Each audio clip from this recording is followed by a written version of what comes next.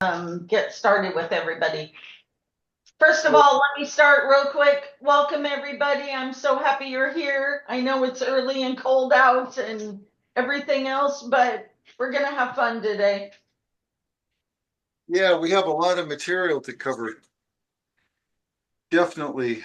Yeah, the area of Court Accounting is a large area, and to put it in context, um, it's not taught in accounting schools. I am a CPA, went to accounting school. They didn't teach it. They didn't even talk about it. And this court accounting process, I'll call it an animal, is characteristic of California probate code.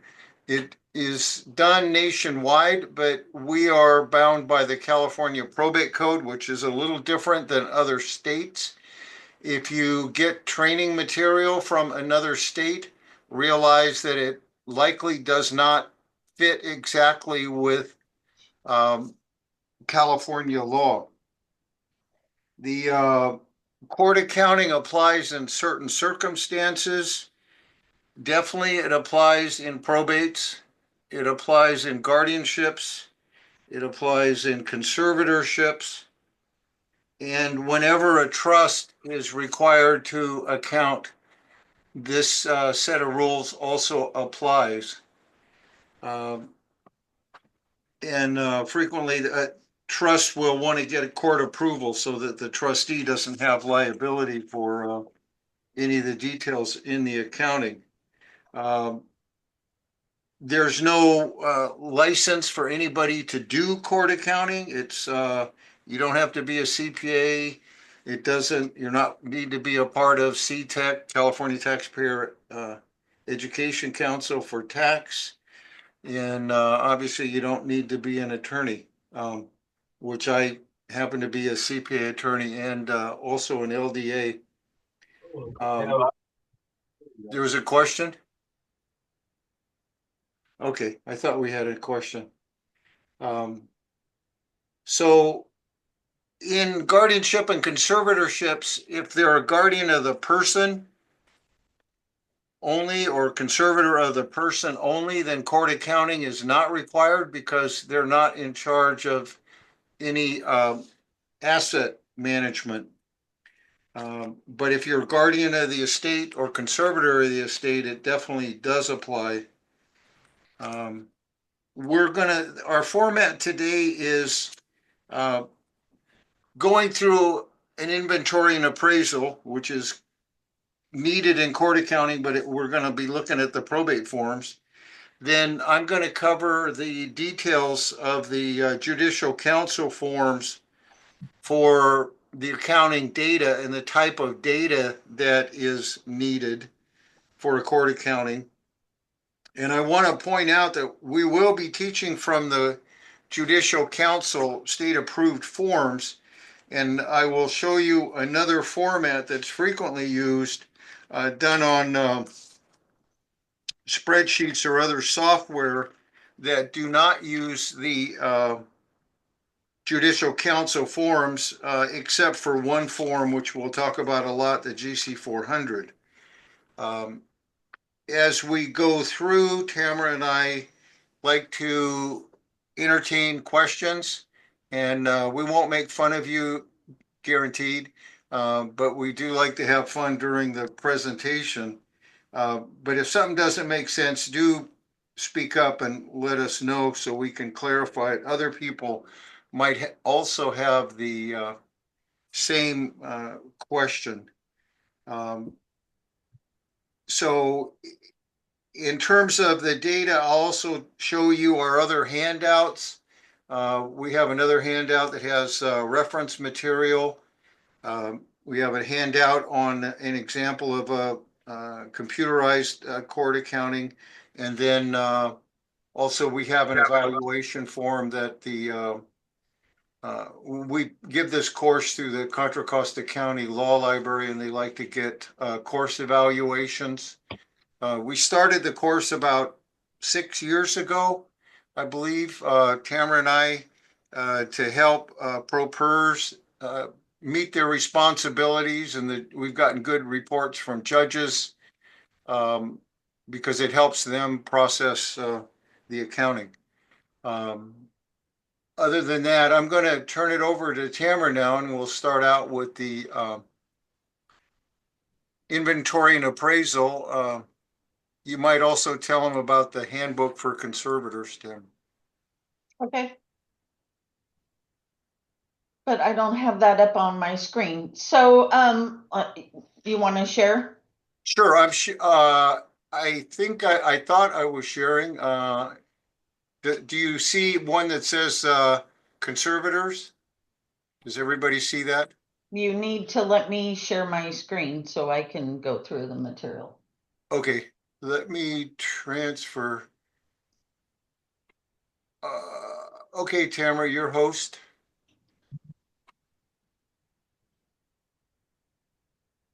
Thank you. Okay, I'm move the screen over. Can everybody see the handbook screen? Yes. Yes. Perfect. Okay, so what Rex was talking about is all of our material comes from the handbook for conservators. It is a very, very good book, but it is a very large book. If you would like to know any information about the duties, responsibilities, and things that will happen during a conservatorship or give examples of things during a conservatorship, you could always refer to this handbook. Unless you really have a whole lot of paper, I wouldn't print it. You can get it offline, or online, I mean, and just go through and look for the questions you have. But it is a very good book, that has a lot of information if you should need it. Okay, so I'm going to start off with the inventory and appraisal. And keep in mind as we start this that the inventory and appraisal is going to be a blank piece of paper. We only use this as a sample. We've been using the same sample for many years.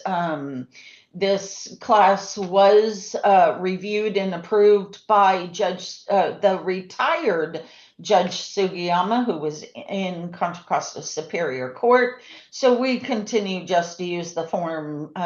So I am going to go through the form. Again, when you get this form, it's going to be blank, and so you will enter your data here. If you will see, the number of the form is up top here. When we refer to form numbers, we will use these letters. I'm going to go through them real quick just so you understand. DE means decedent's estate, that's probate.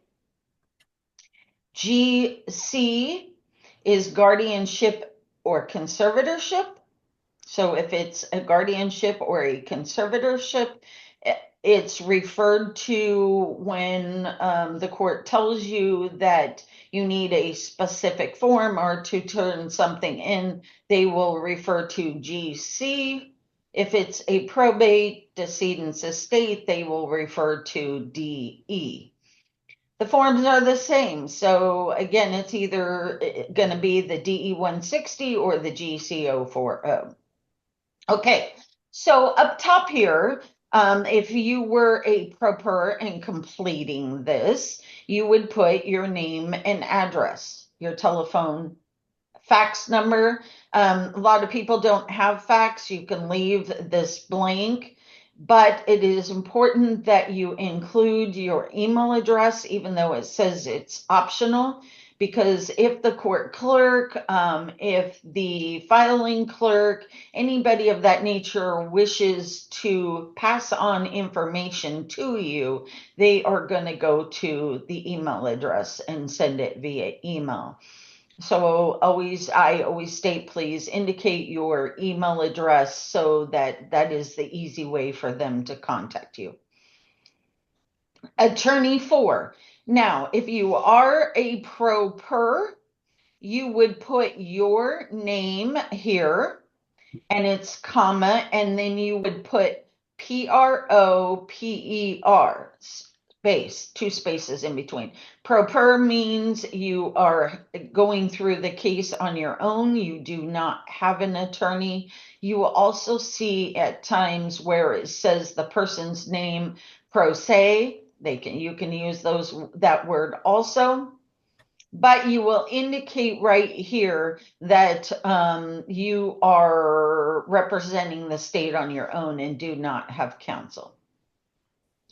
The county, you would need to enter in the county that your case is in. In our example, we are listing Orange County, but it could be Contra Costa County, it could be Alameda County. It's whatever county your case is in. You would need to enter in their address, city, zip, and state, branch. If you don't know the actual branch of the courthouse, you can just enter probate here because conservatorships, decedents, estate, all is probate. And we're going to move down, and this is a state of, typically a state is referring to probate. But you would still, even if it's a conservatorship, you will put the person's name that is either the decedent or the conservatee or the minor. So this is the person that's being cared for or the estate that's being handled. You will mark one of these three boxes. The first one, decedent, that is if the person has passed away. Would mark this box. If it is a conservatorship, you will mark this box. And if it is a guardianship, you will mark this box. We're going to go to the right side of the form where you would enter your case number. And right below this is a very important date, and I will go through what it is and what that date should represent. First, if we read this, it says date of death of the decedent. So if it's a probate estate, you will enter the date of death of this person. Now, the trickier part is if the appointment of the guardian or the conservator. This date can be very confusing because you ask yourself, well, was it the date of the order or the date of the hearing that the judge appointed me? Or was it the date I received my letters, which those dates could be completely different. Make sure this date right here is the date the court appointed you the conservator or the guardian.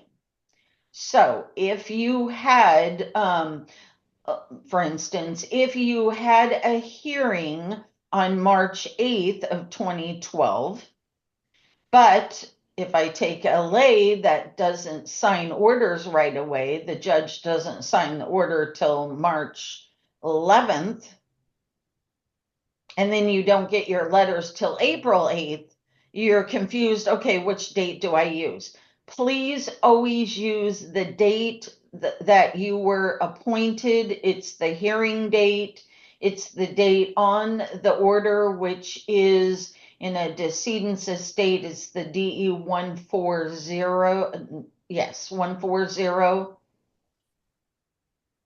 It is the date that the court stated you were appointed. There will be many reasons why, and I will circle back to this date on how you will verify things later on and where you will use this date importantly. Are there any questions so far on this short part of the form? No, it's all good. Perfect. I'm going to move on to the caption section, inventory and appraisal. So there are many boxes here that can be somewhat confusing. So I'm going to go through a few of them and tell you when you should mark which one. A partial. Partials are usually done more, I see, in law firms where we want to get property valued by the probate referee, which typically takes 4 to 6 weeks. And I'm not sure yet what my annuity accounts are, as Charles Schwab or whatever hasn't given me those data yet. And I want to hurry up and at least start the process for the probate referee so they can value, let's say, the real property if there is a home.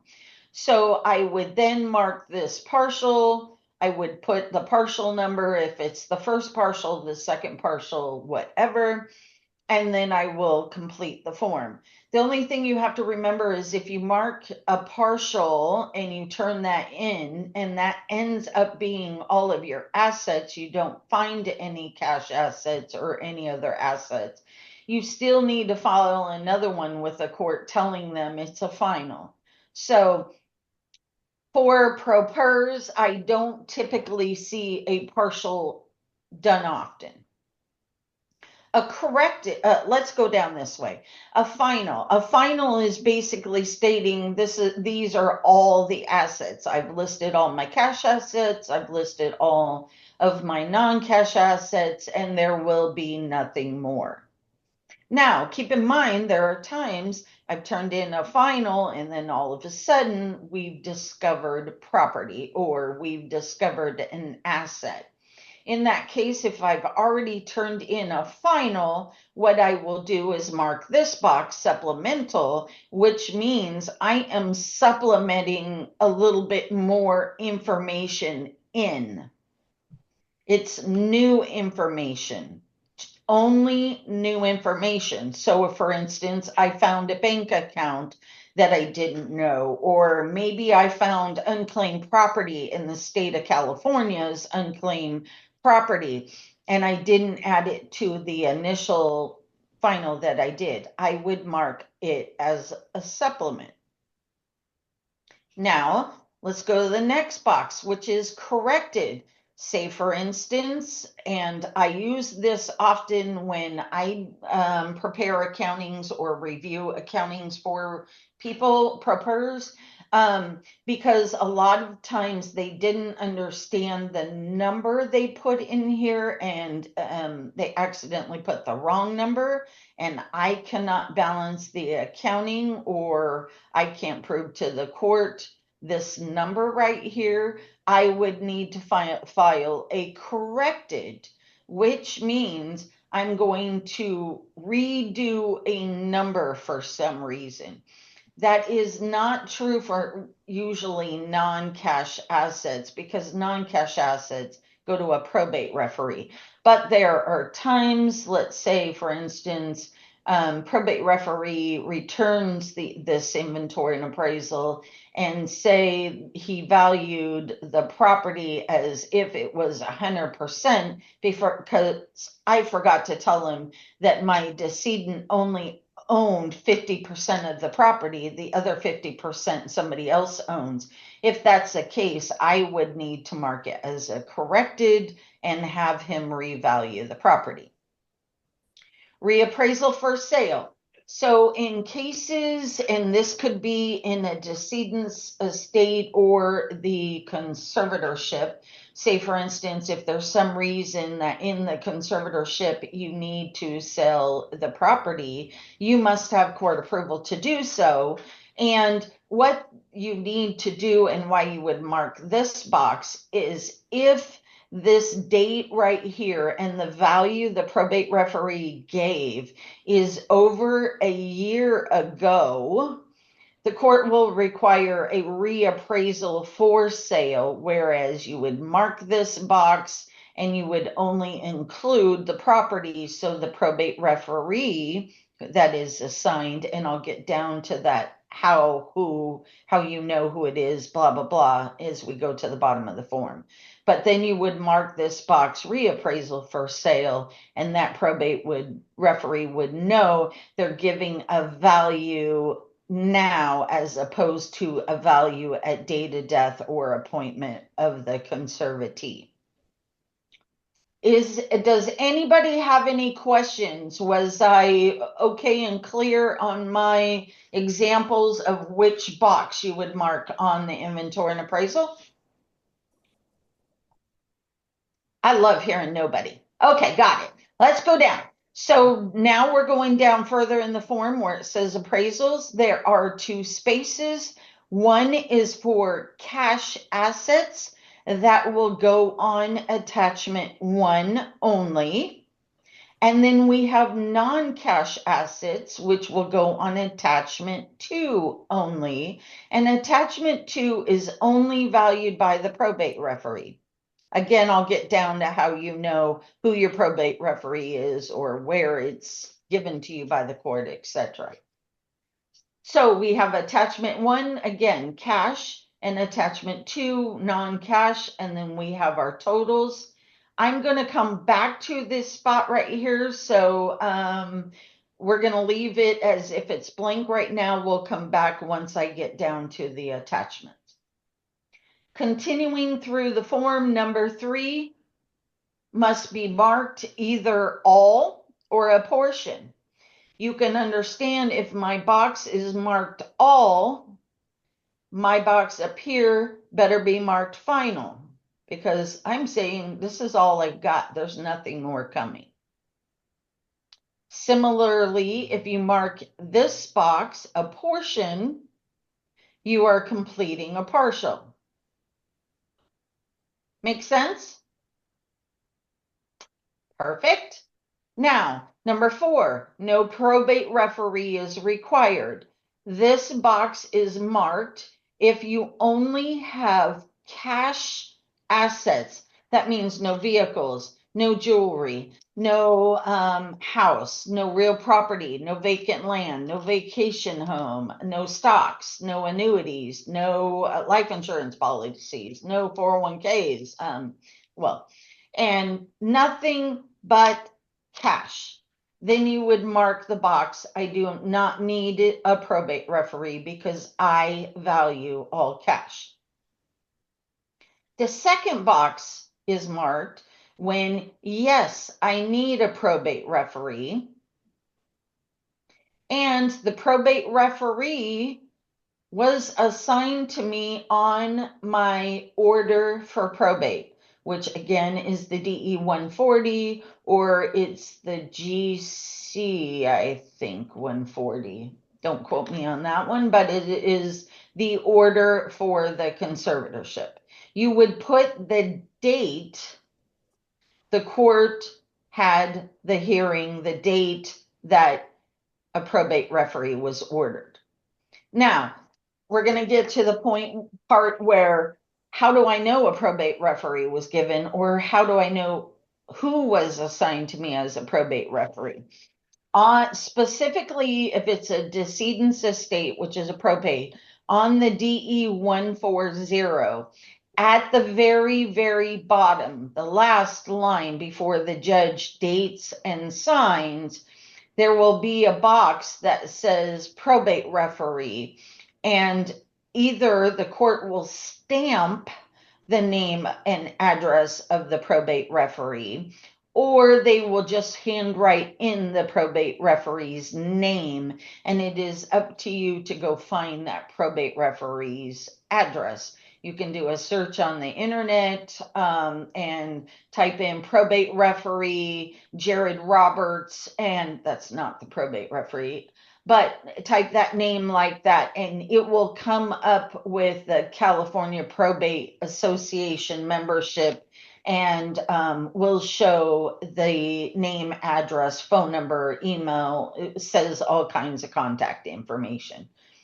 On the order for conservatorship, same thing. You will find the probate referee's name on there, and you will need to indicate the date right here that it was appointed to you. Now, in some cases I've seen where I've reviewed accountings, because I review them for law firms and propers, is that on the order, the the initial filing of the petition never requested a probate referee.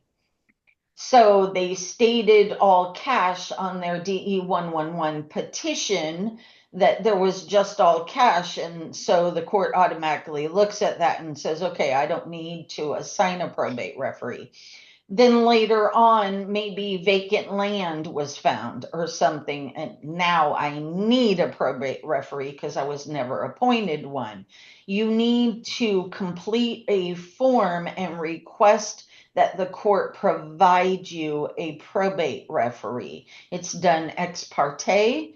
Every court, every county has either their own specific form, or they have a way for you to request the appointment of the probate referee. That gets a little tricky because it's difficult to navigate. Okay, you need to look up or call the court or go to the self-help center and ask them, or contact and well, with an LDA, you'd have to tell them what form you need, but they could possibly help you into locating just by going to court forms, maybe help you locate what form you would need. But that's that section. Property tax certificate. And I'll ask for questions right as soon as I finish this caption. So property tax certificate, what does that mean? There's two boxes. One, the decedent didn't have any real property in California. It was only cash. So I would mark this box. Or I'm going to mark this box, which means I, or you as the person completing the form, have notified the county assessor that there is a change of ownership of property, meaning the decedent passed away and had a home, let's say Contra Costa County. I would notify Contra Costa County that I'm the administrator, and that I would provide a copy of the death certificate, which means I'm now responsible for paying property tax on that property. If it's a conservatorship, you still are required to notify the county that you are now managing the property for the conservatee, and you will provide your appointment papers and state you are now responsible for the property taxes for the property. So there are two boxes. Either you don't have any real property, or you've notified the county that you now are responsible for the property as either the administrator or the conservator. Now, you are signing this under penalty of perjury. You are going to date it, and you are going to, as a pro per, put your name here, and you're either, typically I put conservator or administrator, or I put title. Now, if you will see on this form, it's very important. You are not to sign it yet if you are sending this to a probate referee for value. You will not sign it until the probate referee returns the form to you and has completed their portion of the value. Are there any questions for just this section? I'm loving you all this morning. Well, hold on. I do have one question. Good. Okay, so I know you're not doing specific scenarios, but Is there a timeline that has to be done? Your inventory and appraisal is due as soon as possible after appointment. So basically, no, but yes. No, but yes. Okay. That's all I needed to know. Thank you. May I add, I believe it's 120 days after the letters are issued, inventory and appraisal should be filed. And the court in the probate code uses the language should be filed. That is a correct statement, but I have really not seen any type of sanctions or any type of penalty if it isn't done within that 120 You days. are correct, Tamara. I'm just citing the probate code. Right, you're correct, honey. You are Thank correct. you. But Thank you. That helps. it is very important to do. Let me just quickly go through why. The inventory and probates, if you speak specifically on a decedent's estates, they go through like 3 stages. Your first stage is getting appointed. Your second stage is handling the inventory and appraisal and the notices and all that's required. And then you kind of sit for 4 months because of your creditor claim details. And then you go to the third phase, which is the final distribution. If you sit and hold on this, you must realize a probate referee takes 4 to 6 weeks. That's how much they're allowed to take to return an inventory and appraisal. So if you don't start this right away and you hold and say you wait 4 months, well, then you're going to wait another 6 weeks for the probate referee to complete it. Then you have to get your petition for final distribution, and then you're going to get a court date that's 4, 5, 6 months out. You're extending that estate for a very long time. So, and not only that, if you hold on your inventory and appraisal, you're really throwing off your accounting that needs to be done, your everything else that you need to do. You're really throwing it off by holding the inventory and appraisal. So it needs to be done. You can't not do it. And so why not get to it right away? Again, we have some people that state to me all the time, well, Tam, I don't know that I know all the assets yet. Well, don't do it until you really know all your assets. But if you're pretty confident you've got all your assets, go ahead and get it done, because it, again, you can correct it if you did it wrong. You can supplement it if you need to add more later. There's so many other things you can do. So timing with a decedent's estate is important. With a conservatorship, conservatorships and a guardianships are a whole different ball of craziness, because the courts will start coming after you and start issuing what's called an OSC hearing, which means you need to tell the court why you haven't filed or complied with what is due in certain time periods. So consider conservatorships and guardianships. They run completely different than decedent's estates. Decedent's estates can go kind of pretty long, and there's no really follow-up or follow-through. Some courts don't have it. I talk LA a lot. LA is very strict because they issue an OSC, which means a hearing 1 year from the date of appointment. So they're on top of it. But if I look at places like Contra Costa County Superior Court, I don't see them doing that. And so they're lengthy. Conservatorships, you're in a whole different level. They are typically monitor and watch conservatorships a whole lot more than probates. So be careful if it's either a conservatorship or a guardianship. Does that help, Nichelle, hun? Yes, it's perfect. It just puts the onus on me and not my sister, because my sister is doing the estate and I'm doing the person for my brother. And so So you don't need to do this. Only the person who is in charge of the estate needs to do this, sweetheart. yeah, that sounds good. You don't know my sister. Thank you. Throw it back on sister, hun. But tell her you learned all this. You're good. Any more questions? Awesome. I'm going to keep moving on. Okay, statement of bond. That's the last part or the bottom part of this form. There are boxes. There are 3, and you must mark one of those 3. Or this inventory and appraisal, when you turn it in, will be kicked back by the filing clerk when you try to file it, or if you go into the court, whether it's electronic file or filing with the court.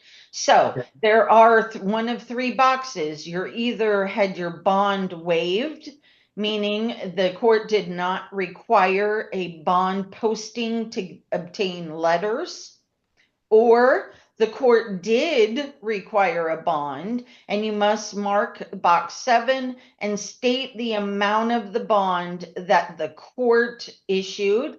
If it's $20,000, you will put that here. That's the minimum amount. They can go up pretty high. I've seen $1 million bonds. Typically, the bond amount issued by the or required by the court for you to file typically captures the entire value of the estate.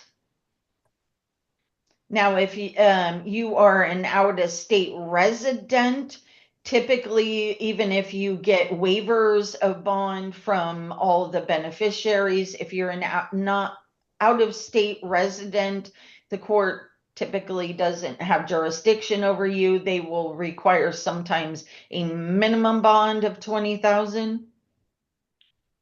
But let me also say that if you're a pro per and your bond is more than 20,000, you would probably be represented by an attorney, because a pro per cannot get a bond more than $20,000 without having counsel. So there's those things also. So you would put the amount of your bond. Now, I'm going to do a little test right here for somebody to answer, so be prepared. I have 2 boxes right here. One's sufficient and one is insufficient. Let's use the example that I have $50,000 in cash that I've reported. And my bond amount is $20,000 that was issued by the court. Am I going to mark this box that my bond is sufficient? Or am I going to mark this box that my bond is insufficient? First person to answer. Now, come on, somebody's got to play with me. Can I answer or am I disqualified? You're disqualified. Come on, Nichelle. Okay, I think it's insufficient.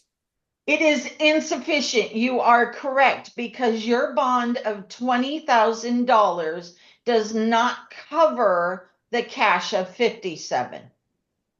Now, it doesn't mean you're going to be slapped on the hand, you're going to be taken in handcuffs. It doesn't mean anything. All it really means is that the court has discretion to ask you to increase the bond amount so that it covers the actual total assets that you have reported in the estate. That's all it does, hon.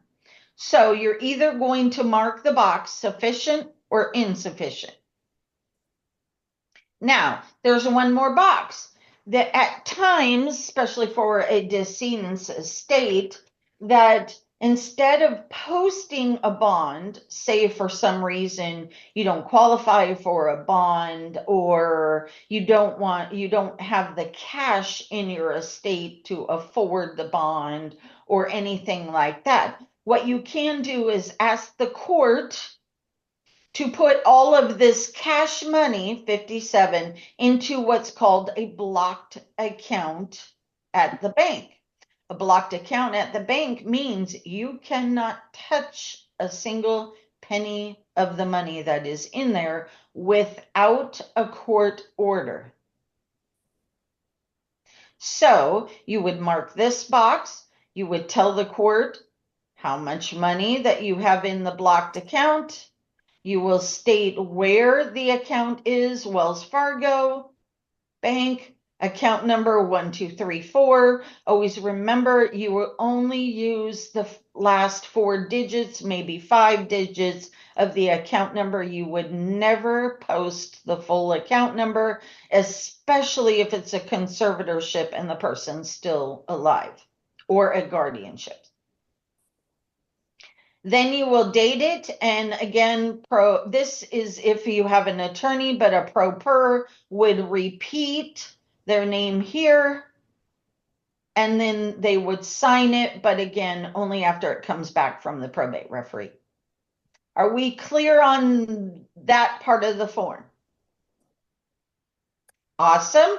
I'm going to go back to now this attachment form section. So I'm going to slide the page down and tell you what it looks like and what will go there. That's page 2. So here's our attachment 1. It follows through. Remember, the inventory and appraisal, it has the form number DE160 and GC040. So the attachment pages just go up 1. Here you will put the name of the estate or decedent or the conservator. I'm sorry, the conservatee, not the conservator. Their name here, and you will put the case number, or this is going to be the name of the minor. You will need to put, it's going to be attachment 1. Now, attachment 1 must only be cash, and let me say one more time, cash, and then cash. It cannot be anything else but cash. So I'm going to label it page 1 of 1, and I'm going to show you examples of cash items that you may have on your attachment 1. Again, these are only examples. You're not going to have every one. You may not have any. I have so many cases where there's absolutely no cash.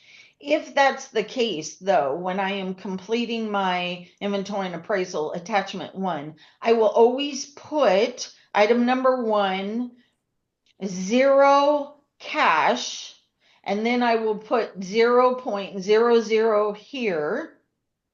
And then I will follow to the bottom and write total cash assets 0. And I complete that's the form in its entirety. If you do have cash assets, you can list them like the examples we have here. So I'm going to go through them. So cash found. Now, cash found. This is more, this could be decedent's estates if the administrator goes into the decedent's house and finds that the decedents had cash, either in their wallet, it could be in a drawer, it could be in a closet, it could be anywhere like that. Let me just give you or tell you that especially during this time when we're talking about older elderly people, and that's more for decedent's estate, they like their cash as opposed to, how do you say, maybe Gen X or the younger people who only use ATMs or Apple Pay and things like that. Older people use cash and they wanted cash in their pocket, cash in their wallet, cash somewhere. They just wanted cash. So in that case, I would put cash found at conservatee's residence.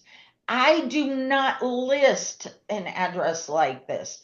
I will tell you that this form can be downloaded off some court websites. It can be, anybody can go to the court and get a copy of it.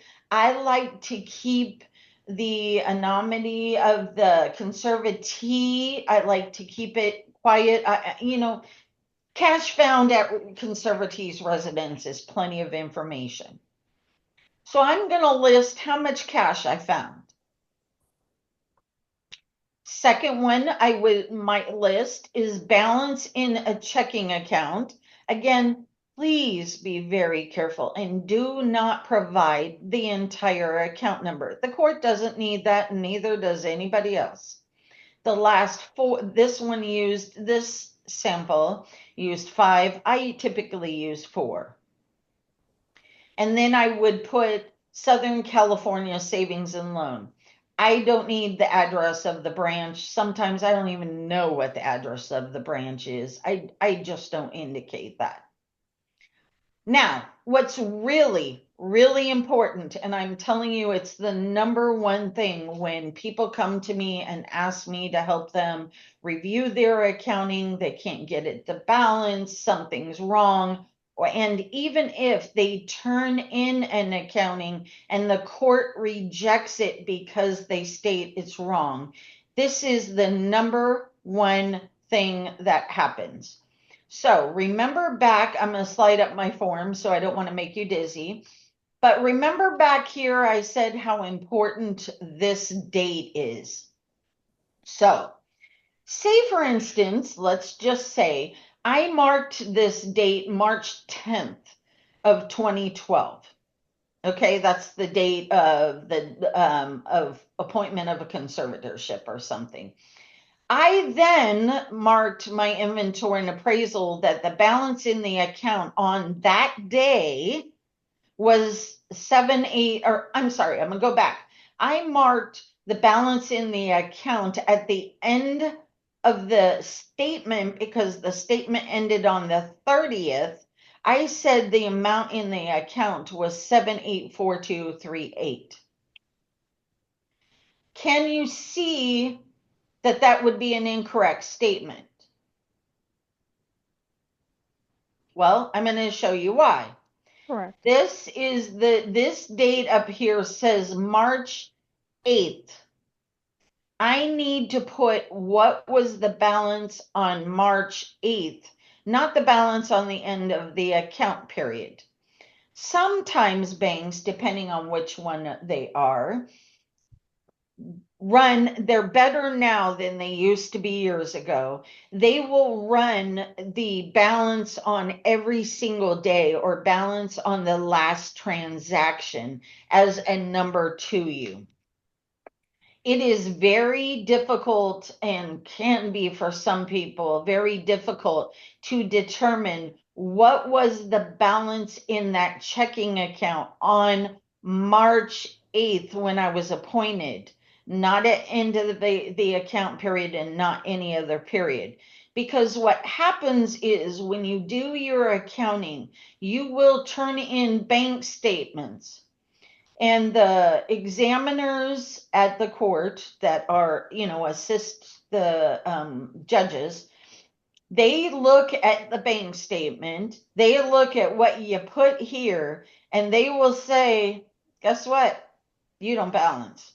And they will reject your entire accounting, and you have no idea what happens. Or if clients come to me, they can't balance or they're having problems figuring out how to balance, the first thing I ask them for, I want to see your inventory and appraisal, and I want to see your bank statements. Because guess what I'm doing? The first thing I'm looking for, because it's 9 times out of 10 that this checking account balance and my bank statements say this exact number. Let me tell you, 9 times out of 10, it does not. And I can literally help them within minutes say, this is your problem. You have the incorrect account starting number here. Remember, this number goes over into your accounting and you will just have a mess. So if you cannot balance, the first thing you need to go back to is this inventory and appraisal and say, okay, let me look at my bank statement. Let me look to see that my numbers are exactly this. The next thing that's very important is all these numbers that you have provided here, start your accounting. So the next thing I'm looking at when I'm reviewing accountings is, are these exact numbers the numbers you started your accounting with? your assets on beginning of account period, because that's what they should be. And if they're not, I can usually state, hey, here's your problem here. So it's very important that the balance in the account is the day of your appointment, not your statement date or whatever your statement is. If you cannot figure out what the balance was on the day you were appointed right here, you could either go to the bank and ask them, can you please tell me what was the balance on March 8th? I can't figure it out by this statement. And they'll be able to help you. Okay, any questions on that? That was a little tough one. I'm loving you guys today. Okay, let's go down to number 3, which is another example. You might have 2 checking accounts. You might have 5 checking accounts. You may only have 1. You may have a savings account. You could have a checking and 5 savings accounts. So again, if you have more than 1 account, you have to list each account separately. Okay, now we're at balance in savings. So again, just use the last 5 digits I use for. I stated the bank. I do not provide the address. And again, my balance is the date of appointment. Now, in this case, I have 4 CDs. 4 CDs. It's number 4. I have a CD. I will list the CD number if I have it. Sometimes I don't have that. I will just list CD in this bank account. And I will list the balance. Now, long ago when this was created, there were cases where your conservatees or your decedent were issued checks in lieu of direct deposits. I don't see that as much anymore, but if it does happen, sometimes I do see it with dividends, and we'll get down to that one at the bottom, but typically I don't see it with pensions or Social Security anymore. They direct deposit. But let's just, for the sake, use this example. You went to the house of the decedent or the conservatee. You wouldn't have this for a minor because typically they wouldn't get a pension at this point, but you see mail on the table that's never been opened, or you see open mail and you happen to go through it and you find, oh, they got issued a check and they never deposited it.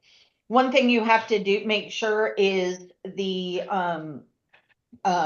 if there's an expiration date on them. Some checks have a 90 days, some checks have a year, because that's going to cause even more problems with you, because you'll have to get them to reissue the check and contact them and go through that. But in this case, we have an uncashed teacher's pension check.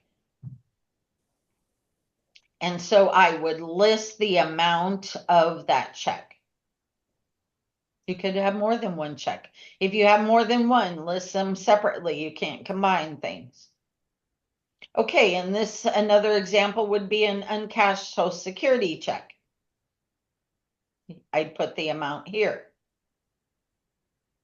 Now, in some cases, if you have a annuities account, investment, mutual fund, things of that nature, there are 2 ways that I know that dividends, which basically like a way of saying interest on your money, but dividends on stocks, they can either issue you a payment out for those dividends, or they can reinvest it.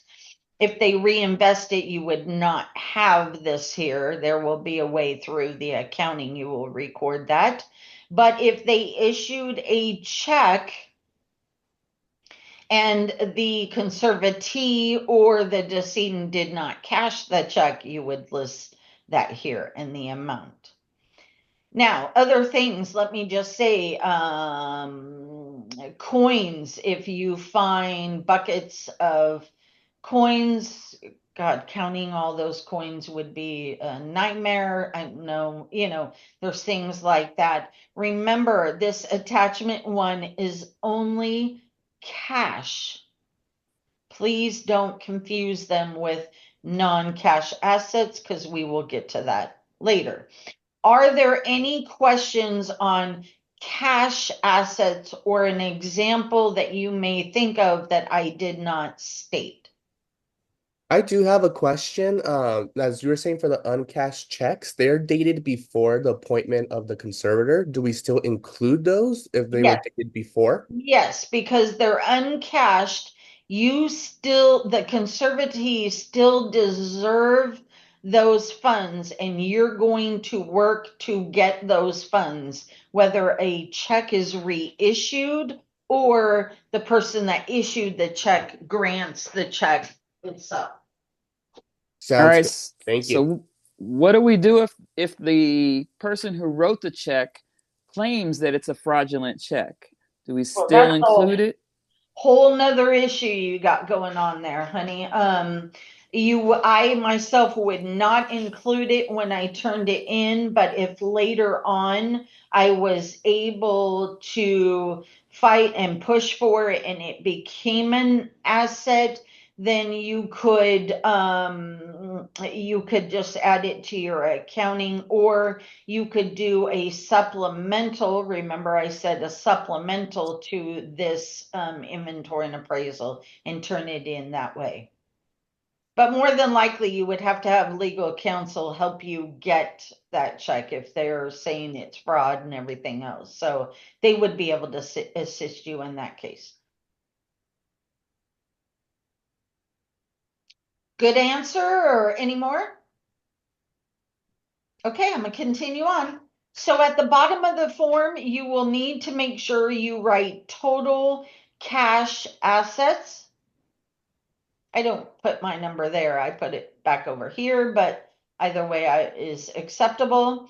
And then I will total up all of these right here. And I will put the total here. As you see this total 57,844.59. If you go back up to page 1, guess what total I have here? So I've listed my cash assets. Now we're going to move on to attachment 2 because we did attachment 1. So I'm going to slide down to attachment 2. Attachment 2 is the exact same form as attachment 1, but instead of putting the attachment 1, you're going to label it attachment 2. Remember, attachment 2 is going to the probate referee. I'm going to show you some examples of items that would go on attachment 2 that you do not value. It's not your responsibility. You are not an expert. You don't have the qualifications to value. That is what the probate referee does, and that is their job. So our first sample is real property. So I'm telling you that's the house that they own. Doesn't mean the house they're living in, means the house they own. So I try to give the probate referee as much information as possible. I have the ability to run deeds, and so I can figure out what the legal description is and things of that nature. So I will provide that to the probate referee. If you absolutely just don't know it, just do your best and give them all the information you have. So I would state real property in the city of Newport Beach, County of Orange, state of California, described as, this would be the legal description if I didn't have it. I would just say, comma, APN number if I have that, or comma, commonly known as, and provide this here. It's really, really important. The other thing I add in mine, and I suggest you do also, is I will put at the beginning, I will put 100% interest or 50% interest or 1/3 interest if I owned it with 2 other people, or the decedent owned it with 2 other people, or you need to put the interest because it makes a huge difference. So if a probate referee is only given value of 50% of this property, they will only put the 50% value here. If they give 100% value, but you only own 50%, you're going to have issues explaining later if you had to sell it what happened and things of that nature. So it's important to always put the percentage of interest that the person owns. Secondly, I'm going to list a vacation home. It's real property in the city of Palm Springs, county of Riverside, state of California. Again, if I don't know the legal description, I'll put commonly known as and an APN number.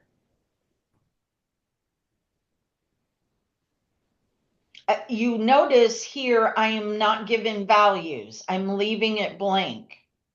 That is because the probate referee is going to get this document and they are going to type in the values here. Moving on, household furniture and furnishings. Let me just say that is a very broad ranged thing. Typically, this means just your everyday furniture or beds, sofas, dining tables, plates, forks, things of that nature. It's your everyday stuff.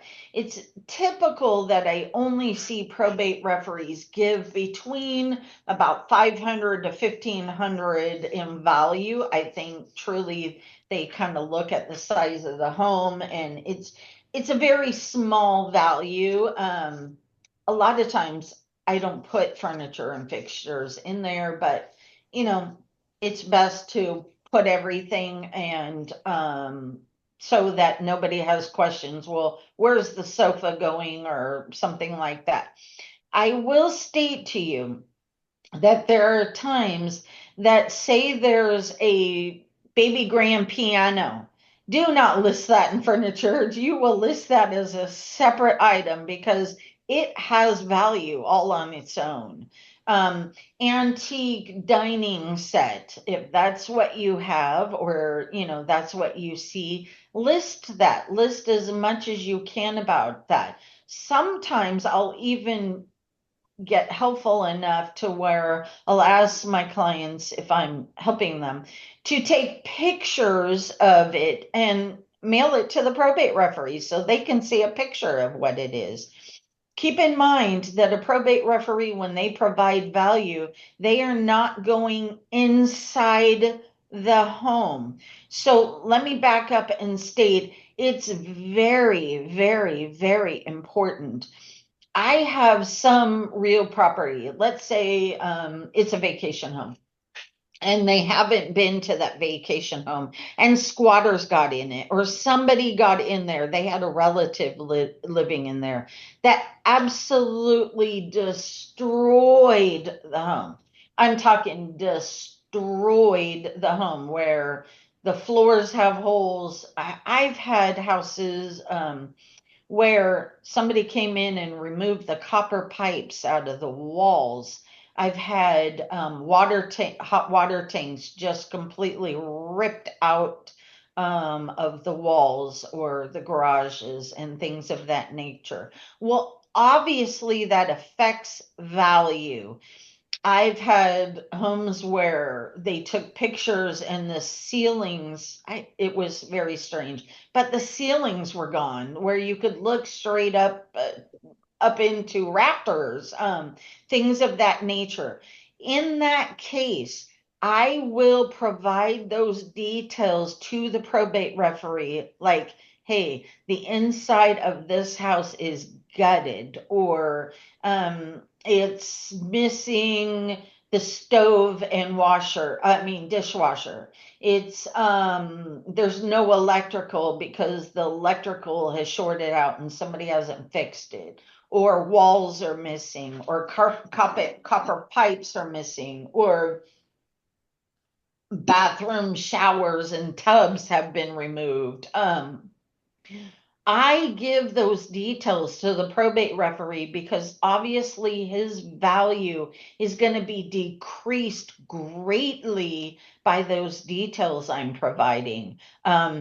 Again, sometimes I will go as far as provide pictures and they'll look at it and go, wow, because it's really important that you get the proper value. So again, if it's a decedent's estate, remember there could be many beneficiaries that are looking at this going, oh my God, this house is worth $1 million.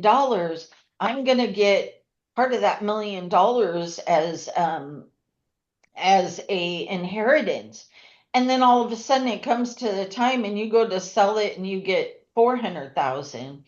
You know what's going to happen to that beneficiary? They're going to contest and cause all kinds of headaches and problems because they're thinking in their head they're going to earn part of $1 million, and now you've dropped it 400,000 because the entire inside is destroyed and you can't get anything more for it.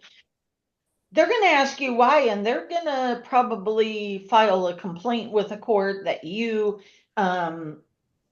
took some of their money or you accepted a lowball offer. I mean, there's just a million things that go on with that. So really, if there's something not little like carpets need to be cleaned or there's a stain on the wood floors or maybe even one piece of wood floor is missing, that doesn't dramatically decrease value. So keep in mind, even if you listed that like, hey, I just wanted to let you know there's a huge stain in the middle of the living room floor on the hardwood floors, maybe the probate referee values it differently, or maybe he says, oh, that's a easy repair. I'm still going to give full value. So again, make sure you give as much details, because not only is the probate referee seeing this, the court's seeing this, the court staff are seeing this, beneficiaries or heirs are seeing this. You're talking down the line. People are looking at this stuff, even if you don't think they are. They truly are. Okay, so any questions so far on house stuff? Awesome. I'm going to get into a few more things. So, listing shares in a mutual fund. This can be very tricky also. And again, this is why I state, get on your boots, sweet. If the decedent or the conservatee own a mutual fund, sometimes, and more times than not, they own probably many mutual funds within like Charles Schwab or Safeguard Investment. So keep in mind, you have to figure out and list every single fund. I've had inventory and appraisals where, no, usually that's on bonds. So down here, bonds, where I have had a decedent's estate and they had, what was it, 350 bonds. Let me tell you, I had to enter every single one individually, just like this. And that took me absolutely forever. I think I had 10 pages of just attachment to bonds. Keep in mind, you cannot see where this says 100 bonds. No, you have to list every single one individually, because they will be given a different series number and a different date of issuance. Same thing with mutual funds. You could have 5 shares in Apple and 100 shares in Meta, and then 1,000 shares in Tesla. All those stocks I hate, but and you have to list each one of them individually. The other thing I try to do for the probate referee is each mutual fund, stock, whatever you want to call them, will have what's called, I think, a 4 or 5 digit code, like QSIP Apple, number. and sometimes 3. I'm sorry, hon. Right, the QSIP number. Right. It's called QSIP. Correct. It's called a QSIP number, and sometimes it's 4 letters, sometimes it's 3, sometimes I provide that information to the probate referee. And there are times if I have many, I've given the probate referee a copy of the actual statement that I have. But you must list each share out, or each grouping of shares. So again, all of Apple, if it's Apple, each grouping of the share individually, state how many shares you have, the what the share name is, and I even like to say at Charles Schwab or something of that nature, and the probate referee gives value. Otherwise, typically I've had probate referees call me and say, hey, by chance, do you have the QSIP number or the code? Can you give me more information about this so I can value? So remember, you have to list them all separately. That can be very time consuming for people who have a pretty large portfolio. That has taken me, I can tell you, I've spent hours on them. Again, we're talking savings bonds. You would list each one separately. And now we're down to, let's say, other things I can give examples of: art collections, coin collections, especially if they're older coins, military coins. I've seen cars, remember, attachment to, or vehicles. So if the decedent left a vehicle, for a vehicle, you want to list the year, make, model, the mileage, and the condition of the vehicle. So I always, like, that's a hard one because I'm always waiting for somebody to tell me that information about a vehicle. They say, well, it's not running. I don't know. Okay, then I will put on there non-running 1977 Mercedes 4-door, good condition, bad condition, not running, don't know miles, blah, blah, blah. Or if I do know miles, I'll put all the details in there that I have. Each vehicle has to be listed separately. Say it's tractor supplies, or each tractor would be listed separately. Say I've had boats, I've had boat trailers, I've had, like, I could name just so many different things. Usually, if it's like contents of a safe deposit box, I would need to figure out what those contents are.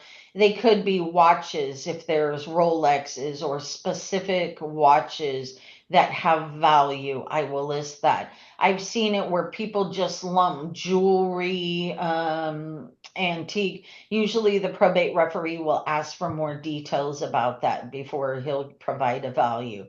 But I will get down to the last one, and people sometimes laugh and say, well, that seems silly. Anyway, and that is the wedding ring. Let me just give you a quick example. Well, let me just state, it's really important for you to state wedding rings if there are one. In families, a lot of people tend to fight over mom's one wedding ring when there's 5 girls. Like, who gets it? Like, oh, great. Do we pick a straw? I don't know. And there's no will, there's no trust. So I'm in charge of trying to decide out of 5 girls which one gets the ring. I'm in trouble here. The other thing is, it's very important to state, if you can, the size of that ring. I'll tell you a little story in a little bit, but I myself, I'm not a jewelry type of person. I just never have been. And I laugh because I don't know if I can tell a difference between a 1 carat or a 2 carat. I'd be even in trouble there. I'd have to take a wild guess. Now, can I tell the difference between a 1 carat and a 5? Absolutely. It's just big is all I would say. But it's important because, again, realize beneficiaries and heirs are looking at this and they're thinking if you didn't put it here, you stole it. Like, what happened to mom's ring? So, really, just real quick, I had a case where the administrator was one of the kids, and mom had been given two different rings for wedding rings. And one was much larger, and one was only the 2 carat. And the administrator wanted or said, Mom gave me the 5 carat before she passed away. Well, nobody else knew that but her. And all she listed was Mom's wedding ring that was a 2 carat. Well, all of a sudden, the beneficiary heirs found this and was like, wait, hold up. We knew Mom had this 5 carat. And they're contesting to the court, this is wrong, it's stolen, blah, blah, blah. Then she had to go explain, mom gave it to her, and then it's her word against whoever's because mom's not here to save. She gave it, and so nobody really knows. And then we have a huge fight going on. There was another time where I had an administrator who mom had, let's say, a 4 carat and a 2 carat, and mom had stated in like a holographic will or a very simple that she wanted the 4 carat to go to this one son and the 2 carat to go to the other son. Well, somehow the other son that got the smaller carat was the administrator's own son, and she gave mixed up somehow, so she says, and gave her son the bigger one, and then the other one she tried to give the 2 carat, and that it was just a battle and a nightmare. So I like to state everything that's there so nobody thinks I stole anything, I went in and took for myself, nothing of that nature. So I usually like to state mom and dad's wedding rings, or if they had specific, pins or something of that nature. Now, if they're really just small bands, let's just say, I would even list a wedding ring band, no diamonds, sterling silver, or wedding ring band, 14 karat, or what looks like 14 karat gold. Maybe I can't tell if it is or isn't. And again, even if I state a diamond wedding ring and I state this word diamond here, and then it gets appraised later or it's gifted to a beneficiary, they go to try and do something and find out it's a cubic zirconium. I'm not responsible for trying to determine if it's a diamond or a cubic. It's what you see with your eyeballs. You're not supposed to, your responsibility isn't to take it to a jeweler and make sure it really is diamond if you put diamond. That's, you're doing your best guess, but you're listing everything that you have. You would also list animals, like if they're horses, you would not so much like cats, but a bigger value like a horse or something of that nature. And there could be many other things you would list on attachment too. At the bottom, you would state total non-cash assets, leave it blank because again, the probate referee will fill that in. Are there any questions on items for attachment 2 before I continue? Yes, Taylene? Not question, but comment, if I may share, going back to reporting the car. You forgot to mention that it does require that you also report the VIN number. Yes, that's car. correct. Yeah. Yes. Not all the times if I don't know the VIN or I can't find the VIN, there are times I don't list the VIN. The probate referee does like the VIN and it helps them determine like if it's 4-wheel drive or a 2-wheel drive or something of that nature. But when you talk like a lot of cars, when we're talking about getting into like 1957 or older vehicles, it is so difficult for, let's say, and I will use myself, a woman who I wouldn't have a clue of where to find that VIN number on those cars. I just have to give the best or take a picture and do my best on that. So if you can't find VINs or unable to locate a VIN, which is up in the dashboard on the driver's side, typically in the very lower part of the window, there are times you would not put a VIN, but you are correct. Yeah, and it could be found on the registration as well. Correct. Can I also share one more point about the bank accounts, going back to Yes. attachment A? Attachment 1. Yeah, well, in the instance, there is an account in which there's both cash and securities, like bond, stocks or bonds. The cash portion would be reported on attachment 1, and then the stocks, the bonds, the securities would be reported on attachment 2. So that essentially account would be reported twice. You're but different portion- absolutely different 100% portion, yeah. correct. Usually, if you, a lot of times, like if you look at a Charles Schwab or a, let me just use that one, a Charles Schwab statement, you're able to see there'll be 2 line items. There'll be your cash line item, and then there'll be your mutual fund line item. You must list them separately. So cash will be found on the attachment 1, and the mutual fund stocks, whatever, will be on attachment 2. That's correct. And that's another thing when I'm going to review accountings or assist with accountings. That's one of the other first things with balancing problems that I will look at to see if those were reported properly.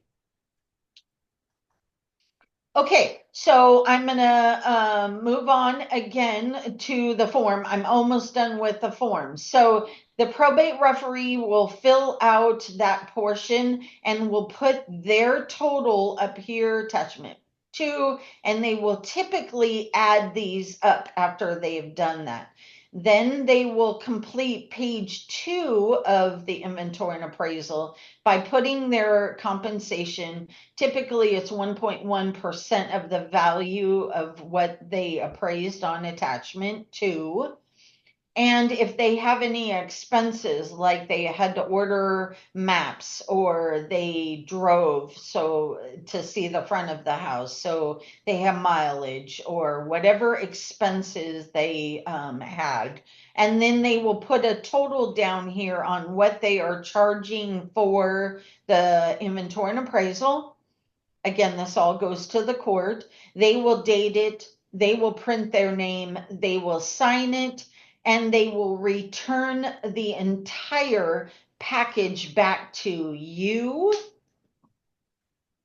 And at that time, once you get that back from them, you can then date here, and sign both places. And then you are now ready to turn it into the court for filing. Whether you ask somebody to e-file it, or if you're a pro per, you can take it to the court yourself and file it. That completes the inventory and appraisal section, and we're going to go on to the accounting section. Let me just ask one more time. Are there any questions or anything that would be helpful that I didn't cover that you would want to know? Tamara, are you answering any questions? Yes, son. Okay, well, I'll tell you what, why don't you look at the chat box? Let's walk through it. Maybe you haven't been paying attention to that. I have not, because I'm trying to watch the screen, and so typically Rex should watch the chat. Let's go to page inventory appraisal. My first question, I'm in reverse order here. On partial number 1, in what instances would a partial number 1 box be checked? Well, if you only know, like, say for instance, a partial and you only did attachment 1, say for instance, you don't know, you haven't found all the bank accounts. I have a case right now going on Santa Monica, And she went to the regular bank, or what she thought was the regular bank, because it was her uncle. She didn't have real close ties to him. She thought he only had, let's say, one bank account. She found it, she turned it in, but she was kind of thinking possibly she might find more, so she ended up doing a partial. That's not typical. Usually they'll do a final and we'll have to correct it, or do a supplement.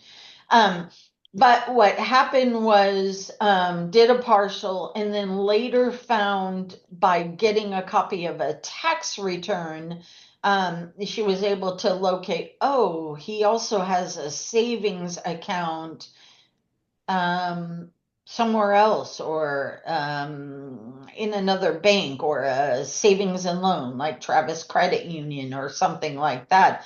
She had no clue of when she did the first partial. So that would be a second partial. I would actually mark second partial and final at the same time, saying there's nothing more. But that would be an instance for a partial one. So when you make a distinction between going for a final and then at a later point in time realizing you missed something and deciding to go supplemental or corrected versus doing the partial. Partial would indicate that you already know there are more things you can't find. Correct. Yes, that's true. And again, remember, supplemental means I'm adding to something I've already turned in that was a final. Corrected means I reported 57,844.59, but I found out my balance in my account on this day is only 50,000 even. That would be a corrected. Got it. Let's go to the box reappraisal for sale. Uh-huh. When would that be used versus waiting for the probate referee to complete their appraisals? Okay. Remember I said, say for instance, if it's a conservatorship and or a decedent's estate, and you need to sell you want to sell the home, and it's a court confirmation sale, meaning you did not get full authority, you only got a limited authority, so you need court approval to sell the home.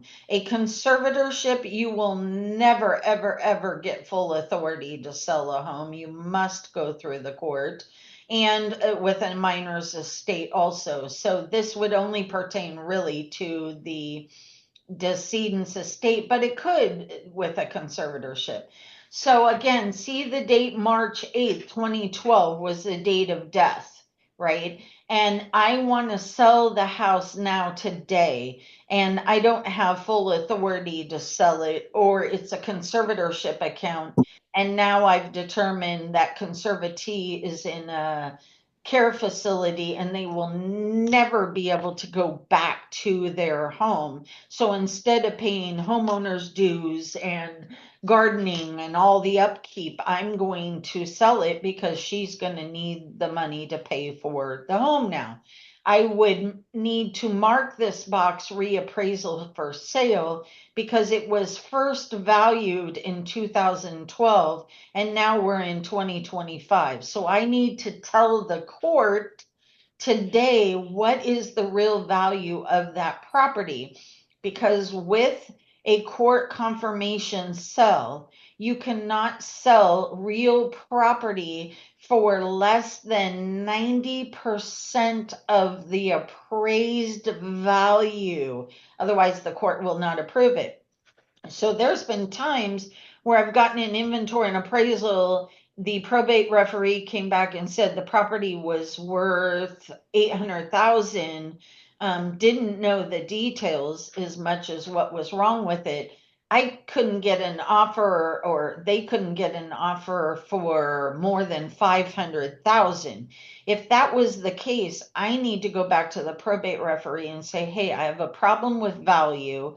It can't go for 800,000 because of this, and this. Can you revalue it? They will revalue it and provide a new number. And then hopefully my offer of 500,000 is within 90%. So the court will confirm the sale. If not, you've got to figure you're not going to get the sale approved. So that's the purpose of the So that reappraisal it, for sale. it really only applies if you're getting less than 90%. In normal situations, you get an offer. In California, you get a huge offer, and we go to court and there's a 10% overbid. It would seem that this reappraisal for sale doesn't apply in that circumstance, only in a devaluation case. Well, and in a case where the probate referee initially valued it in 2012 and now you're in 2025, that's more than a year old. So this date right here where the probate referee provided value has to be less than 1 year in time. Otherwise, a reappraisal has to be done. Oh, okay. So there is that.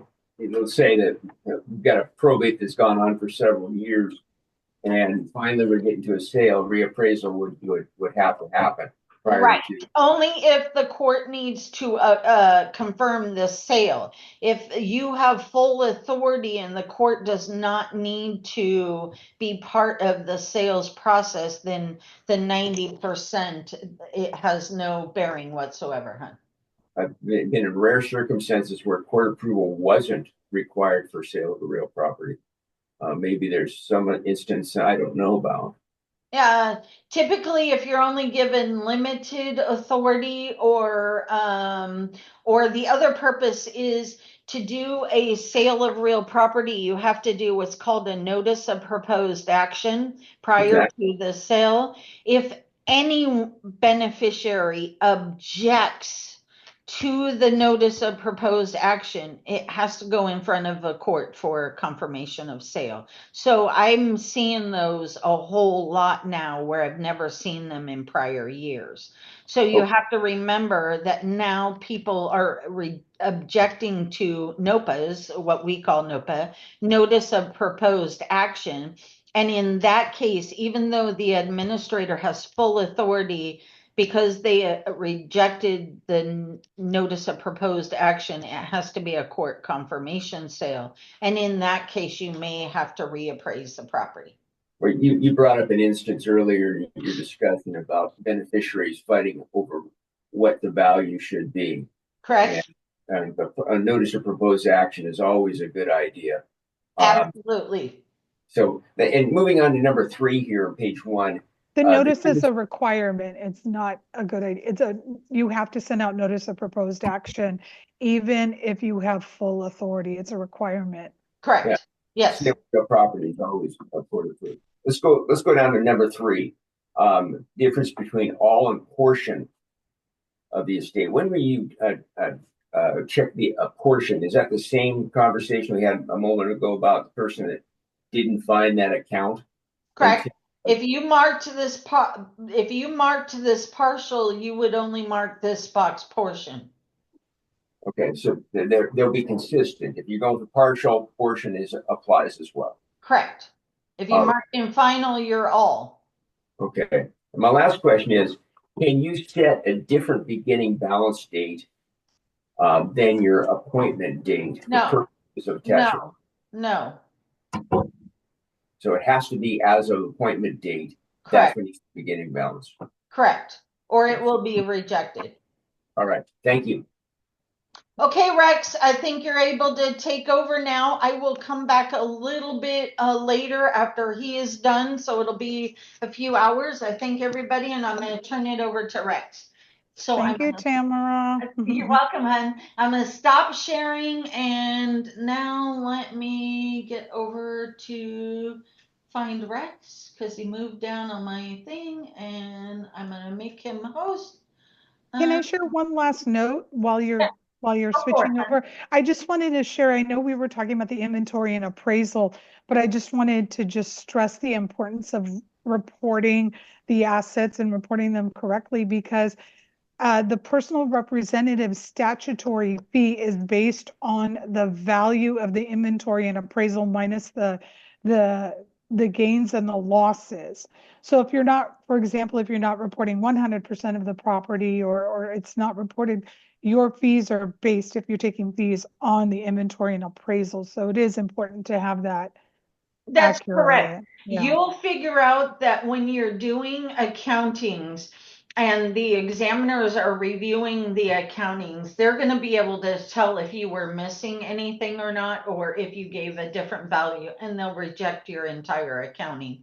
So that is something that will you will need to make sure.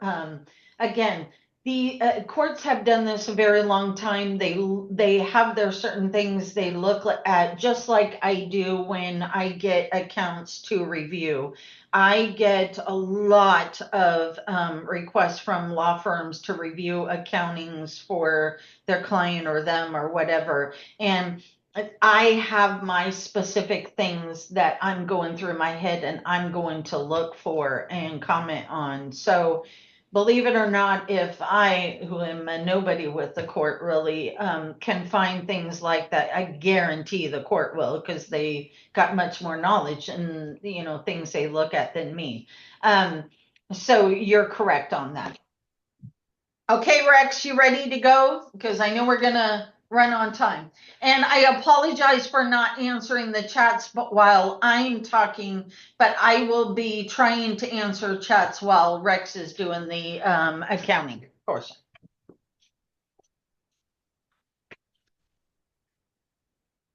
Rex, you're on mute.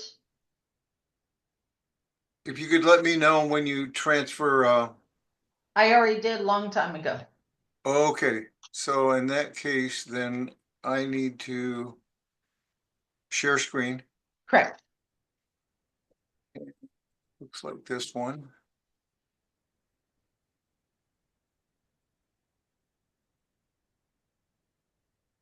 Can everyone see a form that says charges in the middle? Correct.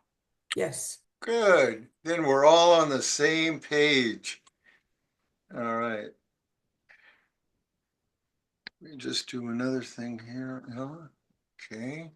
So we completed the inventory and appraisal. That's done at the beginning of the court reporting process. And then the ongoing that goes year after year will be what we're talking about now, including some of the information that Tamara had been discussing. This form, let's see if I can, it's on the lower right is a page with 4 zeros and a 21 in your handout material, and you might want to mark it if you print it, you put a yellow tab on it. We're going to be going back and forth to this form because it's pivotal. It's like a bicycle wheel, and this is the axle. All our sub forms are going to be summarized on this, and it's kind of a cap sheet that the court looks to see. The forms, judicial council forms, are what we're talking about here. Those have been approved by the court. The judicial council is the like the board of directors underneath the California Supreme Court, and they approve forms. In this case, you'll notice in the lower left of the form it says adopted for mandatory use. So it's required even if you do your accounting on computer spreadsheets and things, this form has to be included as a cap sheet, and all your rest of your information can follow.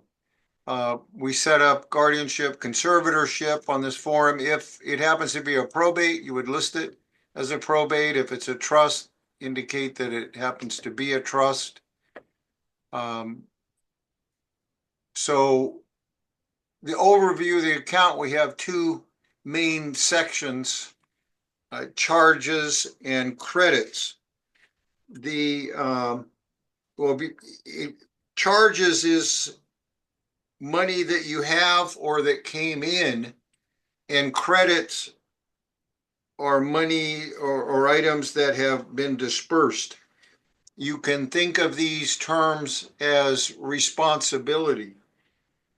By that, I mean, if you have charges, you're charged with the responsibility of that money.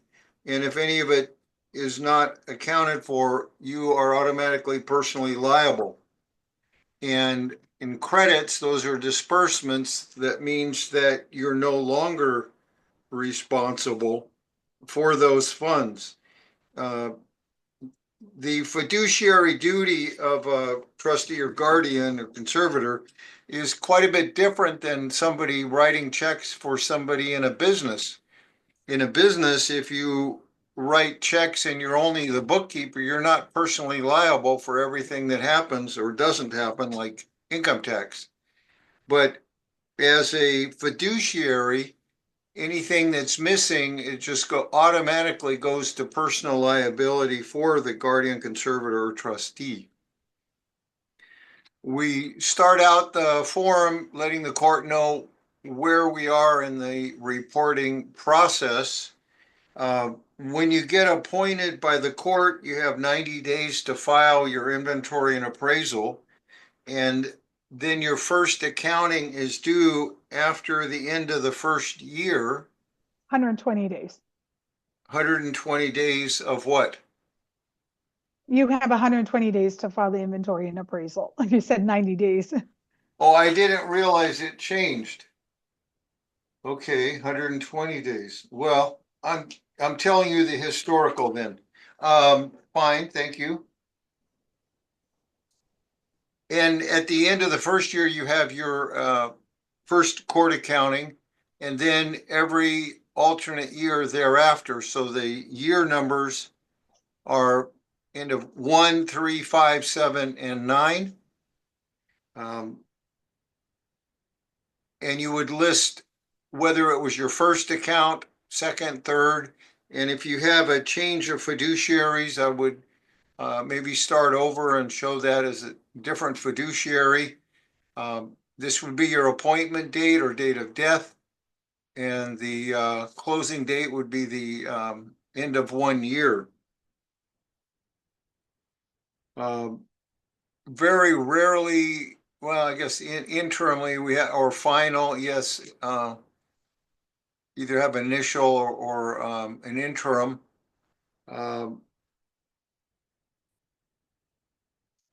We have this information on lines 1A, 1B, which is basically a copy job from the inventory and appraisal that we just spoke about.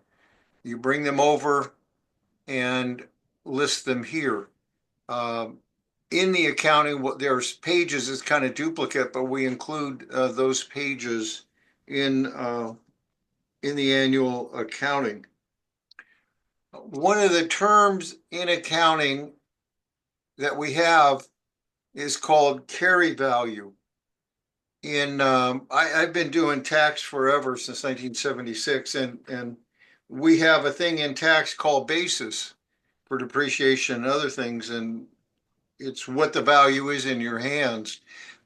In court accounting, we have a thing called carry value, which would be the value on the date of death, or if it's a conservatorship, guardianship, it would be the value when you were appointed by the court.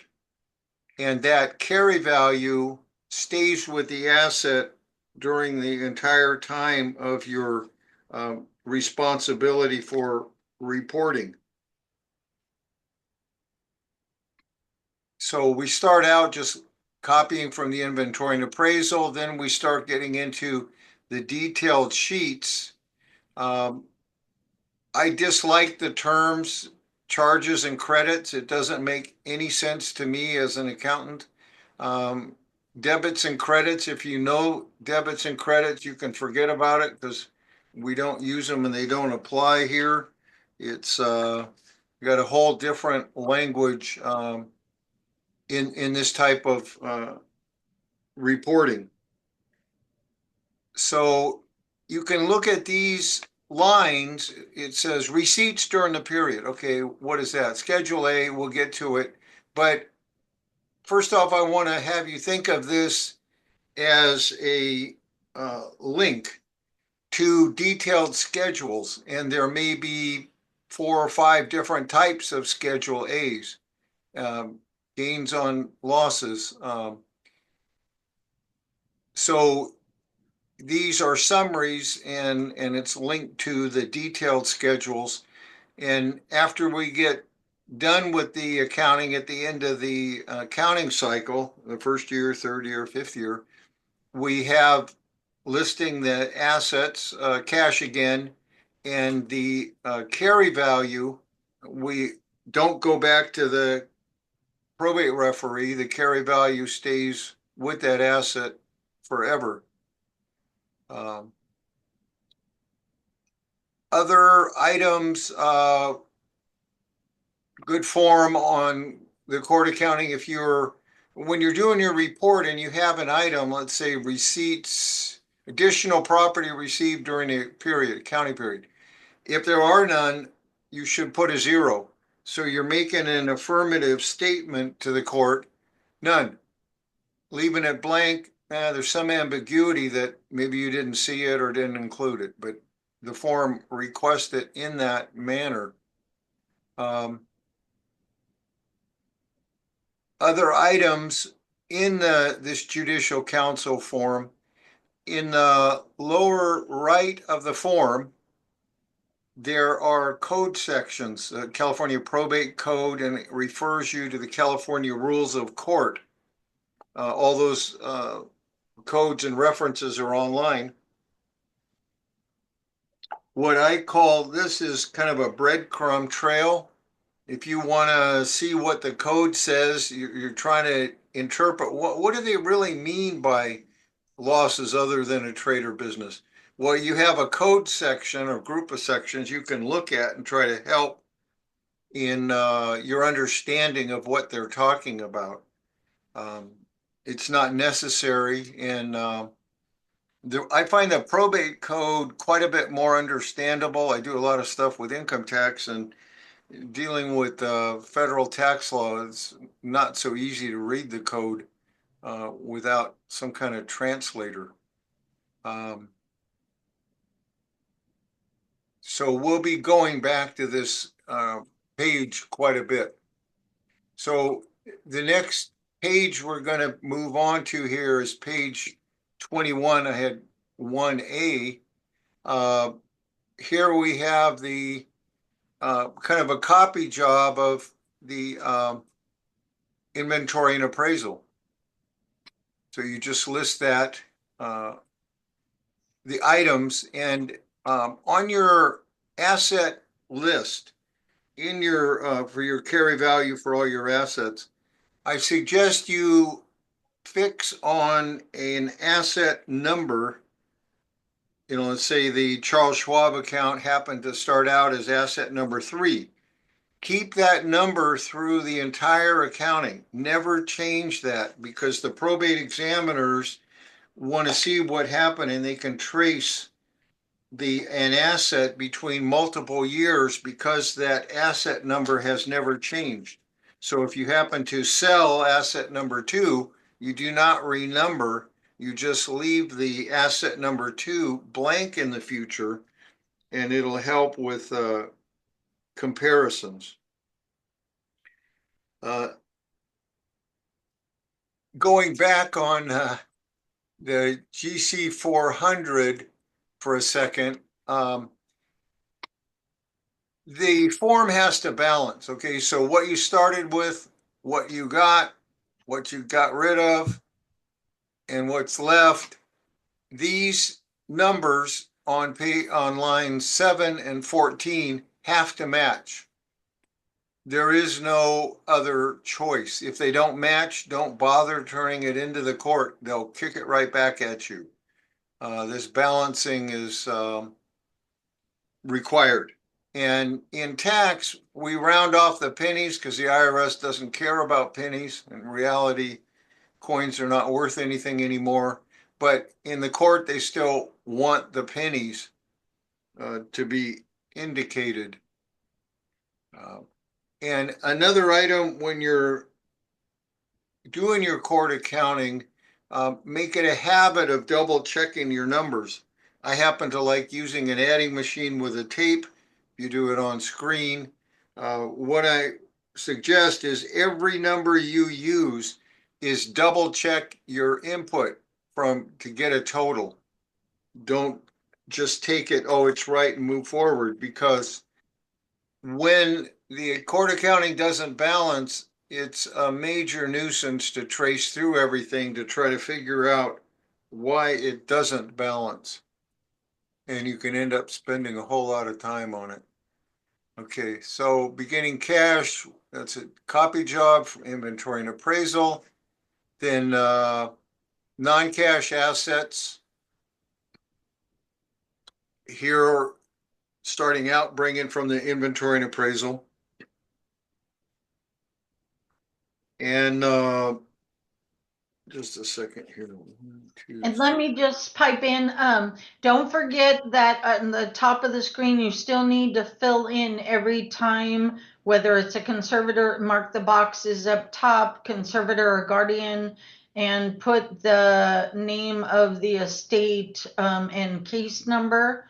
But also, again, all you're doing is copying your what you put on the inventory and appraisal. So attachment 1 will look exactly, you will copy everything to your cash asset form, and then this non-cash asset on hand is your attachment 2. Yeah, I agree with that. Some other factors for court accounting: if you have a small estate and you're told to do an accounting, let's say if you have the value is less than 15,000, probate code section 2628 allows you to petition the court to dispense with the accounting in the future and save effort.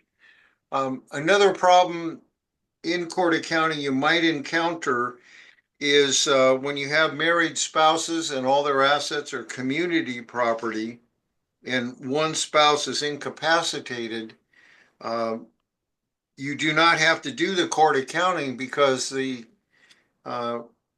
competent spouse has full right to manage the assets. And I've seen examples where the court had required accounting when it wasn't necessary because it was community property.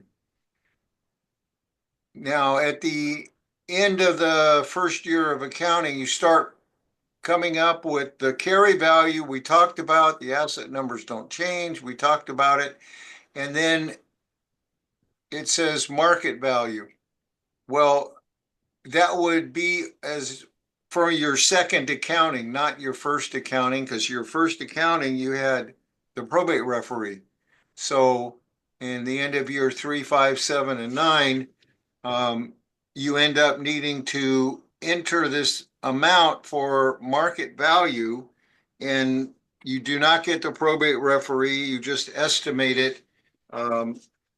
It's nothing that you're held responsible for, but especially if you have portfolio losses, that the value of the portfolio is less than the inventory and appraisal,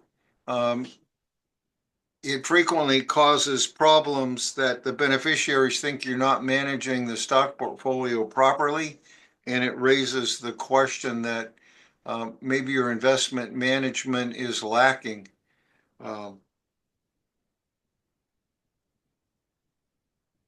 And I'm going to pipe in and say to everyone, on the assets on hand at the beginning of the account period, just for this one specific, this in cash, your market value will be the exact number as your carry value. Only on the assets on hand at the beginning. This is not as you go through the form. So your market value will copy the same number as your carry value. Okay, I agree with that. Another thing I want to point out, just definitionally, there is something else called simplified accounts. We're not going to cover that. We're talking about our whole class is about standard fiduciary accounting. The simplified accounts, you can say, like, if there's a guardian conservatorship case and maybe there's 4 transactions, 6 transactions during the year. Well, the court will allow you to show the court in more like a pocket checkbook type format without all the formalities. And it's only in those cases where there's hardly anything going on. So we're going to cover all the different categories of income and disbursements. This is an optional form that you can use. I kind of like it. We have all these different schedules in the court accounting. There's more than 38 different forms that are available, and we get a lot of subschedules, and this kind of helps summarize all the subschedules before you bring it forward to the GC 400 sum. But they tell you not to turn it into the court. It's an optional form.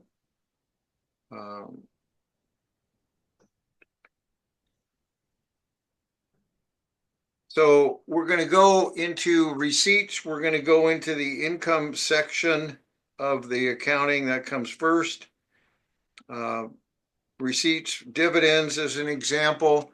You must list every dividend, every time they pay a dividend. It's not acceptable to take the quarterly statement and say, yeah, the 3 times we got dividends, the total is here. It's not the way that you have to report it.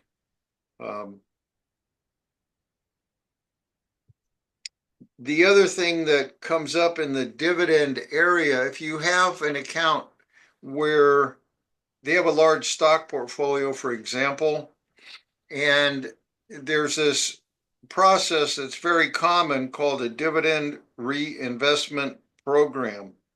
Well, we abbreviate dividend reinvestment program to call it DRIP. What happens is, here we're talking about dividends being received. Okay, fine and dandy. But the reinvestment says that you told the broker, okay, every time I get a nickel or dime or a buck in dividends, go buy more stock. And what that requires you to do is go to other accounting schedules and now start tracking a 0.0034 purchase of stocks. So the net result of doing double step on a dividend reinvestment is you show the dividend, you show the reinvestment, you carry that forward on your assets, translate that to pain in the butt, a lot of extra work. So the recommendation is that if you have a portfolio with dividend reinvestment feature, ask the broker to not reinvest the dividends, keep all the dividends in cash, and then when I feel like reinvesting it, I'll do that. And that will save you time in the future. Okay, this is Tamara again. I have a very different thought process on that. It's okay, we all do. We don't always agree, Tamara and I. We do have differences of agreement and some really good knockdown, drag out arguments, but that's a different story. So I like that there isn't so many a dividend the difference being is that with or dividends, if you don't decide to reinvest them, you get a check and it comes in as a cash deposit. That's one way. I like to reinvest them because typically when dividends come into a checking account doesn't earn interest, does typically. They're very small interest bearing accounts. And I can get more if a conservatorship is continuing for a long period of time, or a probate will go for a little while. They take a year to 18 months. I like to reinvest them because it's a higher interest, more money done. The only thing I will suggest when you're doing dividend reinvestment, like he was talking about, I agree it's 100% pain in the butt. But what I instantly do is mark the dividend as a receipt, and then I will instantly go over to my assets at the end of a period, which he will get to, and I will mark the asset that I purchased, how much was it worth, and so on and so forth. So I have a different, I like dividend reinvestments. It's easier. To me, it's kind of almost less accounting or the same accounting, because regardless if I get a check and I have to put it then as a deposit, I'm not gaining interest. I'm still going to have to do a dual entry. So I have a different opinion than he does on the dividend reinvestments, but otherwise, yes, that's how you would do it. And I must also state, I would not just put this title up top here. Every line item would read safeguard cash dividend and the amount. Okay, and I want to clarify my position on dividend reinvestment. When I said drop the dividend reinvestment, I did not imply that the vendor would be sending a check every time. That's What how I they do it. implied was that now inside this mutual fund account, there would be the funds put in an account called cash management account or something like that, and it doesn't come out of the broker. And some of those cash management accounts do provide a little bit of dividends, interest on the money. And yes, it's true, you have to put all funds in interest-bearing accounts, but oftentimes the nickel and dime nature of dividends don't rise to the level where anybody would object that if there was no interest bearing. And then anyway, so that's a clarification.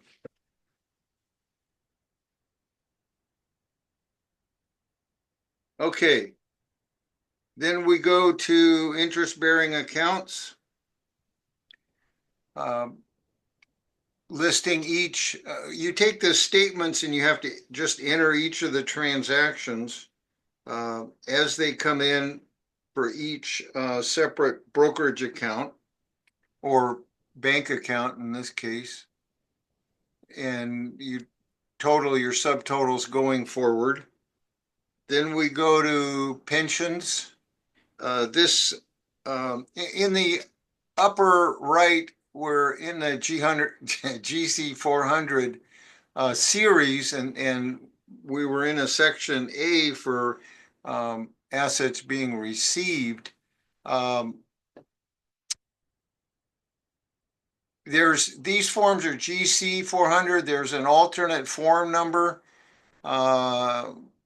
guardianship and conservatorship. I forget the name of the other one, but oftentimes there's two names up there. I end up just using the first one. This particular item for this Schedule A, they're talking about pensions, but not Social Security. For some reason, they want Social Security another place. Just list the items that come in. Okay, the next is rental receipts. So if there's more than one rental property, I would keep them separate in terms of all the income from one rental and then the other rental not showing it all sequential. By rental property, what this refers to is what I call passive rental. it's a comparison that would not go here would be like an Airbnb, a bed and breakfast, a hotel, motel, because those are not considered rentals. They're considered businesses. And the accounting we do for businesses is different. I'll go back to the GC 400 sum for a moment and show you that we're on Schedule A for receipts. That's what we're talking about. But if it happens to be a trade or business, the income is appropriate to list the net income from the accountant for the business, and you just enter it in a summary. You're not required to do all the bookkeeping for the business, and you would just list the one number as if it turned out to be income. And if you had a trade or business that was a loss, you would just enter the loss from the income statement provided by the firm's accountant.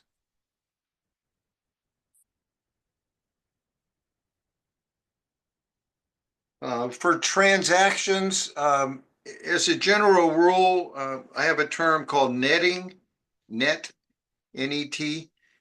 You don't net transactions with any accounting. By that I mean if the rent's $2,500 and the tenant said that, oh, the porch is broken, I'm going to fix it for you, charge you $500 to fix it. You don't net the two transactions and enter 2,000 as the rental income. You would show the full rental as received, and then the in this case barter expense as a disbursement. Okay, receipts from other sources. This is where the Social Security income is posted. We have in our court in Contra Costa County, every time they have a new probate examiner, the court forces them to take our class. And one of the things one of the probate examiners noticed right off and called it out is she said, you can't do that. You can't take 3 months of Social Security and put it on one line. And that's a true statement. You have to enter each payment separately when it was received. And this is the amount that was posted into the Conservatives bank. I had mentioned about not netting on the previous page, and I want to compare it to, this is a little different situation where there's withholding before the money's paid out. In Social Security, let's say it should have been, say 2,500, and they took out Medicare of $100. All you do is post in the amount of the cash that came in. You don't post what they withheld. You leave that for the end of the year. That'll end up showing on the IRS form 1099 SSA.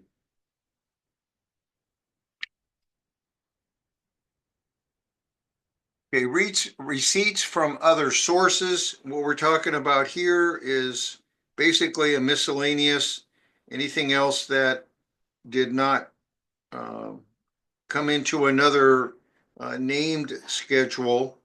The way the form is set up, they're encouraging a 4-digit year instead of just a summary.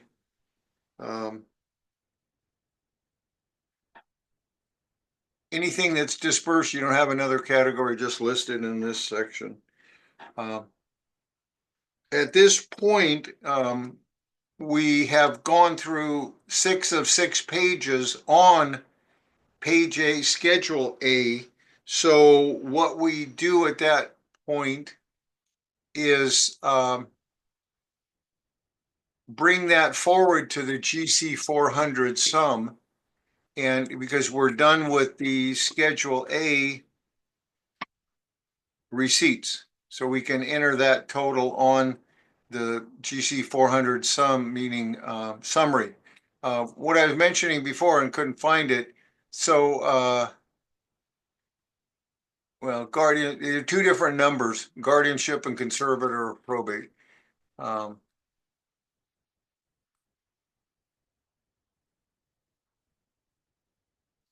The next item that we cover is the gains on sales. So gains on sales, you bring forward from the carry value, the asset that you just sold. And then in this case, it's a residential property. And the sales price is the gross sales price. And the difference between your carry value and your sales price shows a gain of 19,000. I want to point out that fiduciary accounting, the assumptions and the way the data is presented is not the same as accounting for income tax purposes. They have different assumptions and different ways the data is portrayed. For example, if on income tax, if your value was 230 and you sold it for 250, you don't just list the gross sales price, you subtract all of the selling expenses, and it would probably end up being more of a loss than a gain. But this fiction that this gain is what's required for court accounting, and you say, well, what about all the expenses in the escrow report? And the answer to that is we'll cover those when we get into the disbursements.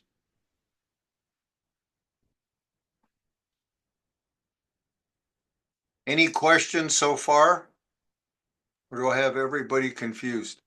I have a general question on the sale of property or real property. In this instance, you're reporting either a gain or a loss on the sale. Do you report the sale as a disbursement? No, you show it just on this schedule. For real property? Well, it would also be for stocks and bonds. Okay. It would also show the same. You're ending up posting the gain.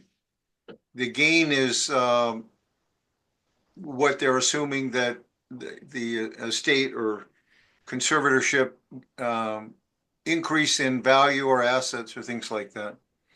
Okay, but in the instance, for example, if it's personal property like a car and you sold the car and there was a loss on it, you'd report the loss. But would the car be reported in disbursements? We have a separate schedule that we will cover, and we do Okay. have a loss example. We are going through the top of the GC 400 sum at the moment. So we started out with the beginning inventory of assets, and then we're doing all the plus items right now. After we get done with all the plus items, then we'll go into the loss items later. Rex, I have two questions. Rex, can you hear me? Yes, go ahead, please. The first one is on the rent portion that you were talking about. When you're dealing with a tenant and offset, is it the offset listed for the actual cash value, whatever repair they're making, or is there an assumed rate for their labor if they're doing it themselves? No, it's a negotiated value. It's what the fiduciary feels is a reasonable value for the services performed. And all that is discussed on the rent schedule, as in the fiduciary trustee, whatever, made a deal, or representative made a deal with the tenant, and the tenant fixed it for X amount of value. Okay, what we're talking about here is we're still on the income items. So what you would have is you would include the fiction that 2,500 was paid, And then when you get into disbursements, you would show that barter disbursement in the minuses section of the accounting. You might want to cross-reference it with some detail here. Understand. The second question relates to pensions and annuities. It may be more of a beginning balance question. Do you have to value the net present value of the pension or the annuity, or just the actual cash payments being made? Okay, the term net present value was never used in fiduciary accounting because it's the current value of future payments. And you would not be valuing that anyway because it's not a cash item. The probate referee would take care of that for you. And it more than likely will end up being the liquidating value. If you have an annuity and you just bought it and you want to sell it, there's usually a large $30,000 loss in cash equivalent value, but that's not your problem. That was the probate referee that has to give you your carry value. Oh, so that will show up on attachment two to the beginning balance. It is part of your beginning inventory and appraisal if you had it at the start of your appointment, and it would show up later if it was acquired. Okay. Thank you. You're welcome. Let me just, this is Tamara. Let's go back one real quickly to the gains one that you were on. I typically, when I am doing accountings on gains, I will put, go back to the Form Rec slide up one. I will put valued by the probate referee on the inventory and appraisal, or I will state a little bit more details. Also, the single family residence located, I typically will put all details like APN number, the legal description if I have it, and things of that nature. You have to remember also your sales price. I always, when I do accountings, get from propers or from the law firms the actual closing statement given by the escrow company. The sales price is the top. It is what the house sold for. Do not use a net number, which is the number that of the cash given, because you will take all the other stuff and you will enter it on a different schedule. So watch your sales price is what the offer and what was accepted. It's the actual price. It's not the net price. And I want to clarify a point on the closing statement. What is normally given to us is the estimated closing statement, and you're not really supposed to use that one because there may be a lot of gyrations before the sale is final. And I request that I be given the final closing statement that is usually mailed out by the title company after the deal is sold, not during the signature phase. And then we just use the final. And another observation on an escrow closing statement is out of all the numbers on that form, the net amount of cash, surprisingly, is not posted anywhere in your accounting. The gross, all the expenses for sale are all posted, but not the net cash. You just leave that out. Now, Okay. now Go ahead, Tamara. he does state that, but there is when you do have a net. So now that you've sold the item, so if you think about it, the item started on your beginning cash assets. Now you're reporting the gains.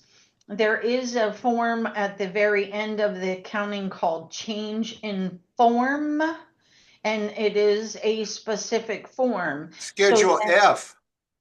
So I sometimes the schedules change if you add and subtract, but What I do is take this sale and I will also put it on the change in form to show the net. So you can, you don't have to have the change in form. That's not a required form for the accounting, but I always add it in mine.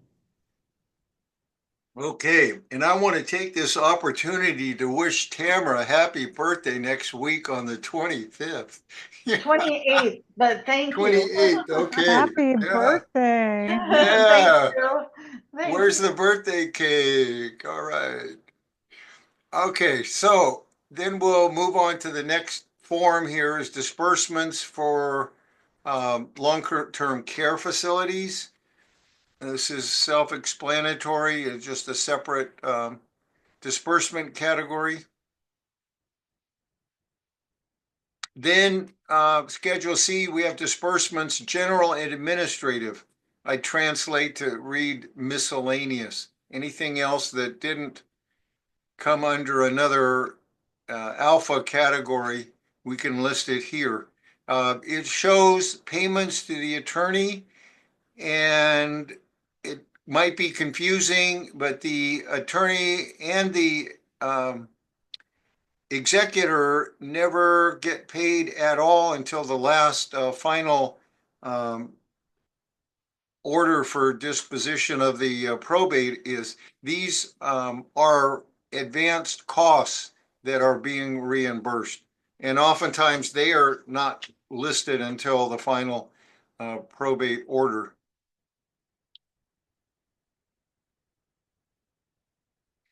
Okay, so disbursements, living expenses. Go ahead and list what it is. We have party supplies for birthdays, reimbursement, different things, cable, all the items. What is some probate examiners request is if there's something unusual that there might be a question about whether it benefits the conservator or the conservatee, to add additional disclosure. Let's say that you bought 30 new bed sheets. Well, why? Why so many? I mean, did the conservator take a bunch of them home? And you would list there if it was a reason, incontinent requirements. So try to reduce the amount of questions you get from the probate examiners by good disclosure.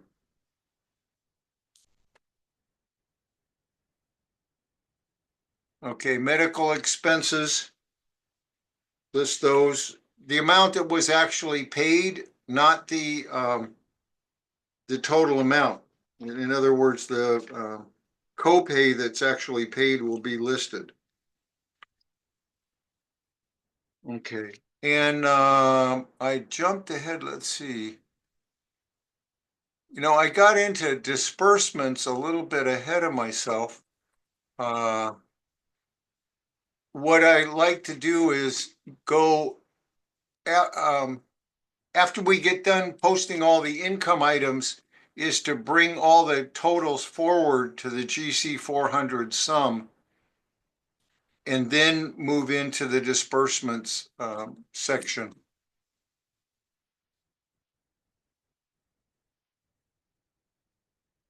Okay, so let's see what we have here. Long-term care, general and administrative, living expenses we talked about, medical we hit on. Now on Schedule C, disbursements, property sale, now is where we bring in the closing costs for that house that we sold. And then the payoff of the loan that was secured against the property. This is an example of property sale expense. It's a commission for property being sold by a secondhand dealer, just the commission part. And the expenses, I don't like the way they do it, but they frequently want the expenses for each property sequentially. If you have many properties, rentals, don't make a spreadsheet and give it to the court showing each property and the expenses. We saw one of those one time and the court just kicked it out and they said, "Oh, we can't read landscape papers." Oh, sorry. Um, pretty detailed. The other thing on when you're dealing with some other things that you might consider is when you're appointed and there's going to be a separate tax return, like on a probate with income over $600, you might want to prepare the IRS Form 56 to notify the IRS that you are in charge of the tax returns. And if you are going to be getting any refund back, you need to file a Form 1310, refund due to a deceased taxpayer. And sometimes you might want to go back into IRS records and ask for prior transactions that help identify assets. And then you would fill out a power of attorney form, an IRS Form 2848. Okay, so we have other expenses. In this case, we had tax repair fees, losses on sales.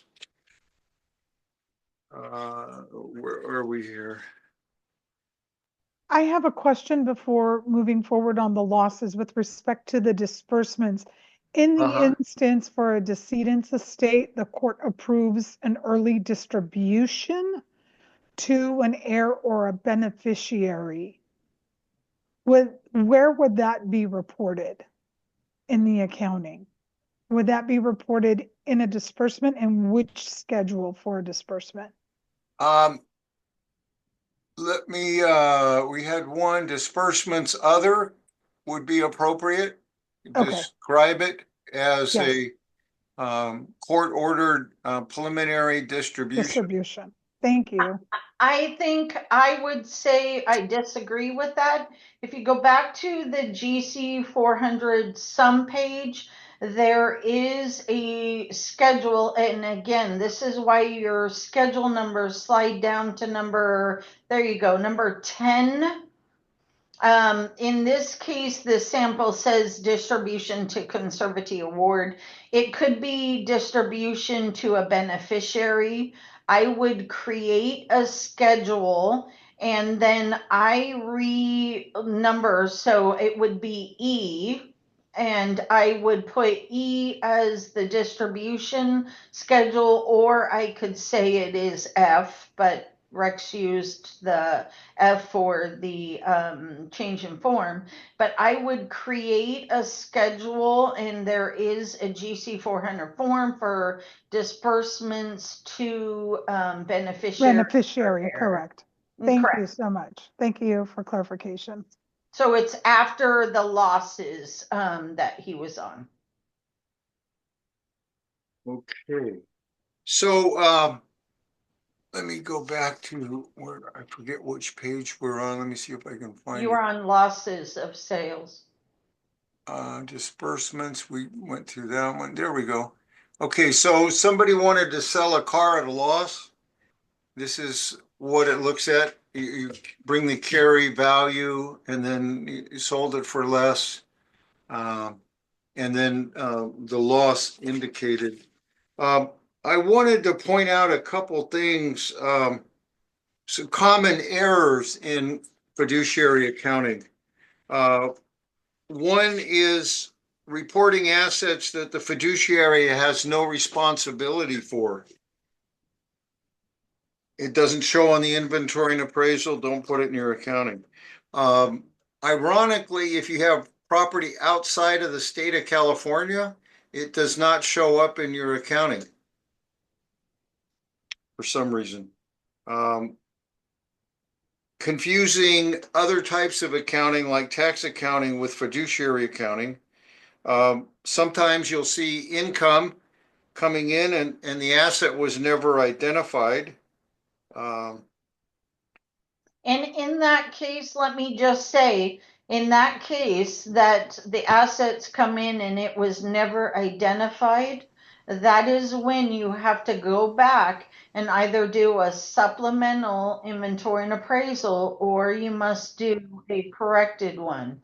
So be careful if you have an asset that wasn't identified initially on the inventory and appraisal, you must correct your inventory and appraisal. Okay, and another thing I wanted to point out for reference is a reference book.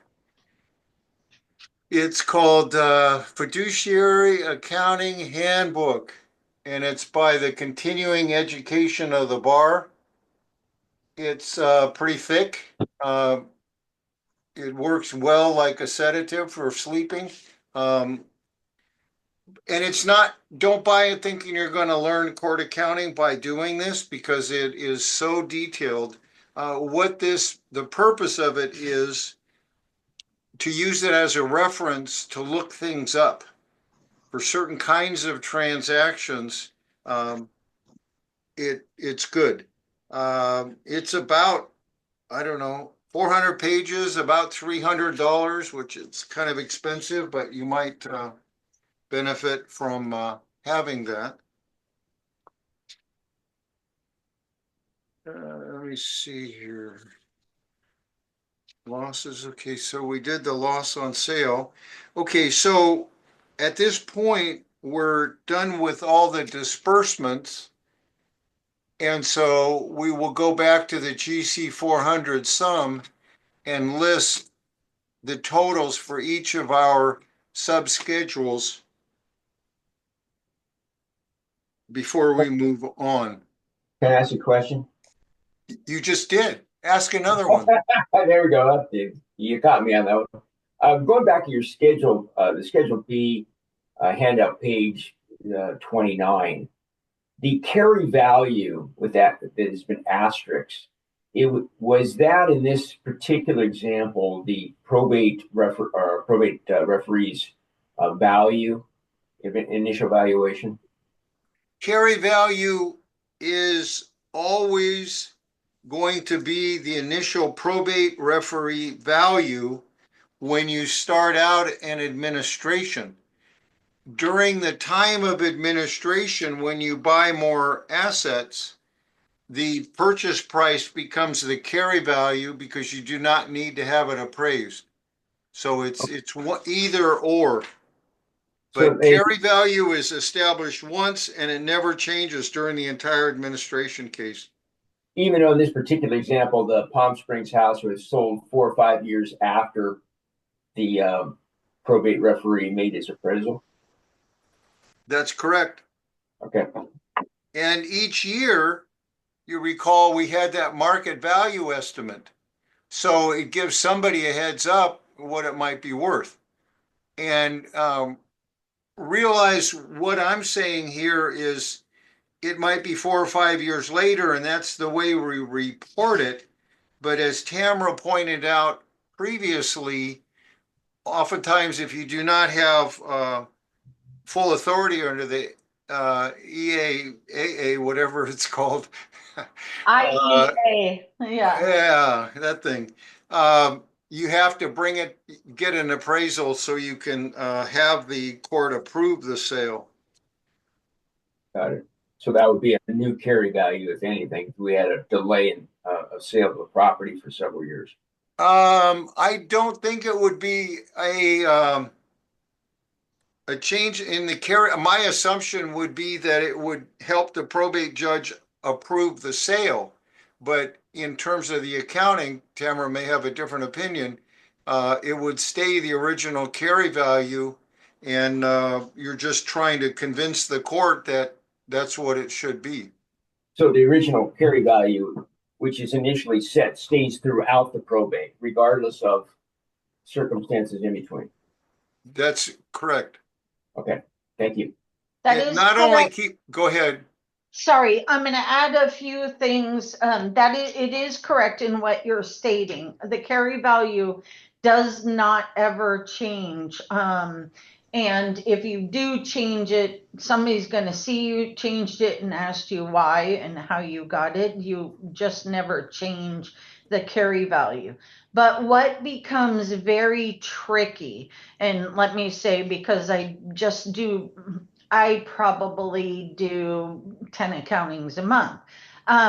The what let's say carry value. So again, when we're talking about the dividends reinvestments, right? They were not recorded. A carry value was not recorded at the beginning of your account period because you didn't have that dividend, right? So I keep like a separate spreadsheet for when I buy stock or it's reinvested, right? Stock, they will have a different carry value.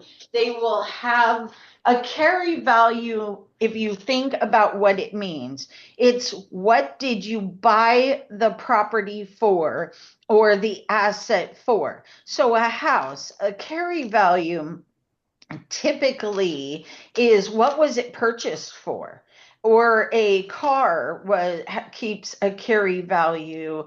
Like, say for instance, you bought the car for $10,000 off the lot, you've been the only owner of that vehicle. That's typically going to be your carry value, unless the probate referee gave a different value at the time, right? Because it's time of appointment.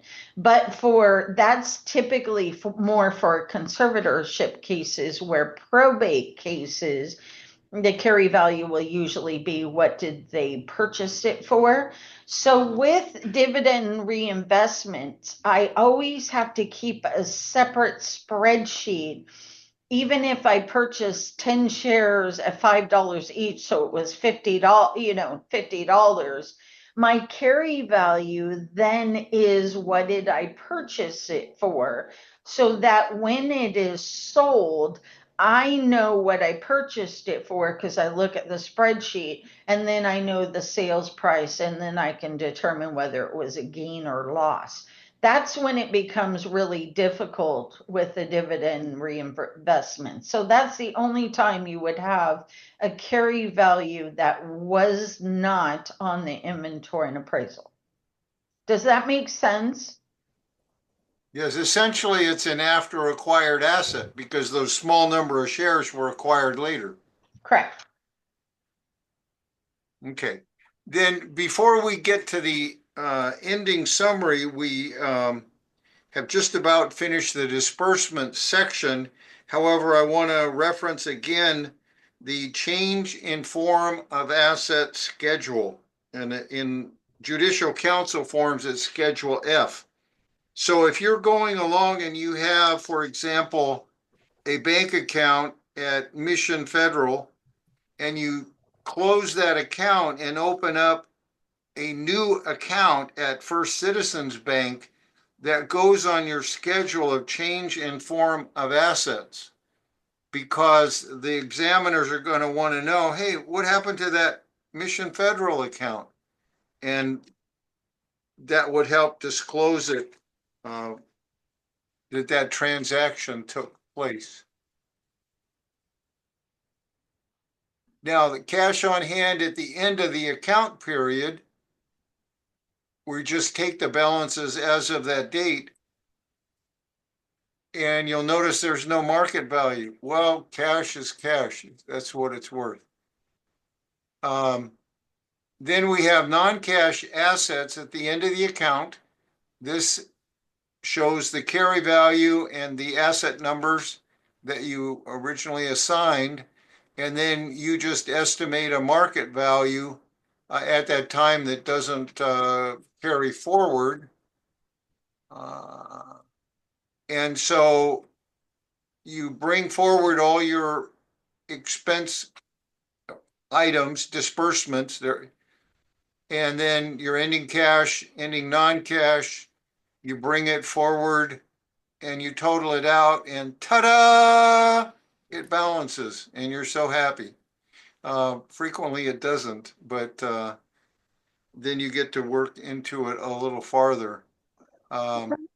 Rex, with the last schedule you just shared, where you estimate the market value, going Yes, back to that last asset, just to confirm, that's just for informational purposes only, and that estimated market value is not reported anywhere in the accounting. Is that correct? it is reported. This is part of the accounting. It's assets, non-cash assets at the end of the accounting. It is Correct. being reported. But It the does not estimated go mark, into the GC 400 sum. It's just correct. kind of isolated out there by itself. And what I consider the purpose of this is to let the beneficiary and the court know what's kind of happening with these assets. I used the example before where you had a big portfolio and it was dropping like a rock. Well, that's that's the estimated market value. And so, or that it's doing really well. And so it just gives additional information that's not added in any other place. The value you come up with is by guess and by gosh. You might use Zillow or Redfin. You're not held accountable for it, and it doesn't have to balance anything. So just do the best you can on the Thank you for that clarification. estimated market value. So what we have done is we've gone through beginning inventory and appraisal, all the items coming in, listing what kind of category it was, the total charges, everything that was available, let's say, and then the credits or disbursements, everything that went out, all the losses. What do we have when we're done? Cash and non-cash assets, and it says at carry value. And then we add it all up, and lo and behold, it balances, and life is good. We have been going through the judicial council forms, and I want to bring out, when I can find it. Can I just ask a question, please? Yes, you can ask another Yes. one. Okay. When you have multiple bank accounts Yes. and expenses are paid through that, can you then sort out each bank account as per the expense, as per the category? And then when you do the main sheet, you just pull through those expenses from the various bank accounts. I think what you're suggesting is going to complicate the accounting a lot. And I think you'll end up tripping on your own shoelaces by trying that. But let me explore that a little further with you. Let me go back. What happened to my, hold on a second. So, living expenses. So what you can do is say, you know, Bank of America, and then list all these expenses, disbursement, and First Interstate, and list all the expenses. You can do that. And it's not required, it's optional. Okay. So does that Thank help? you. Yes, thank you.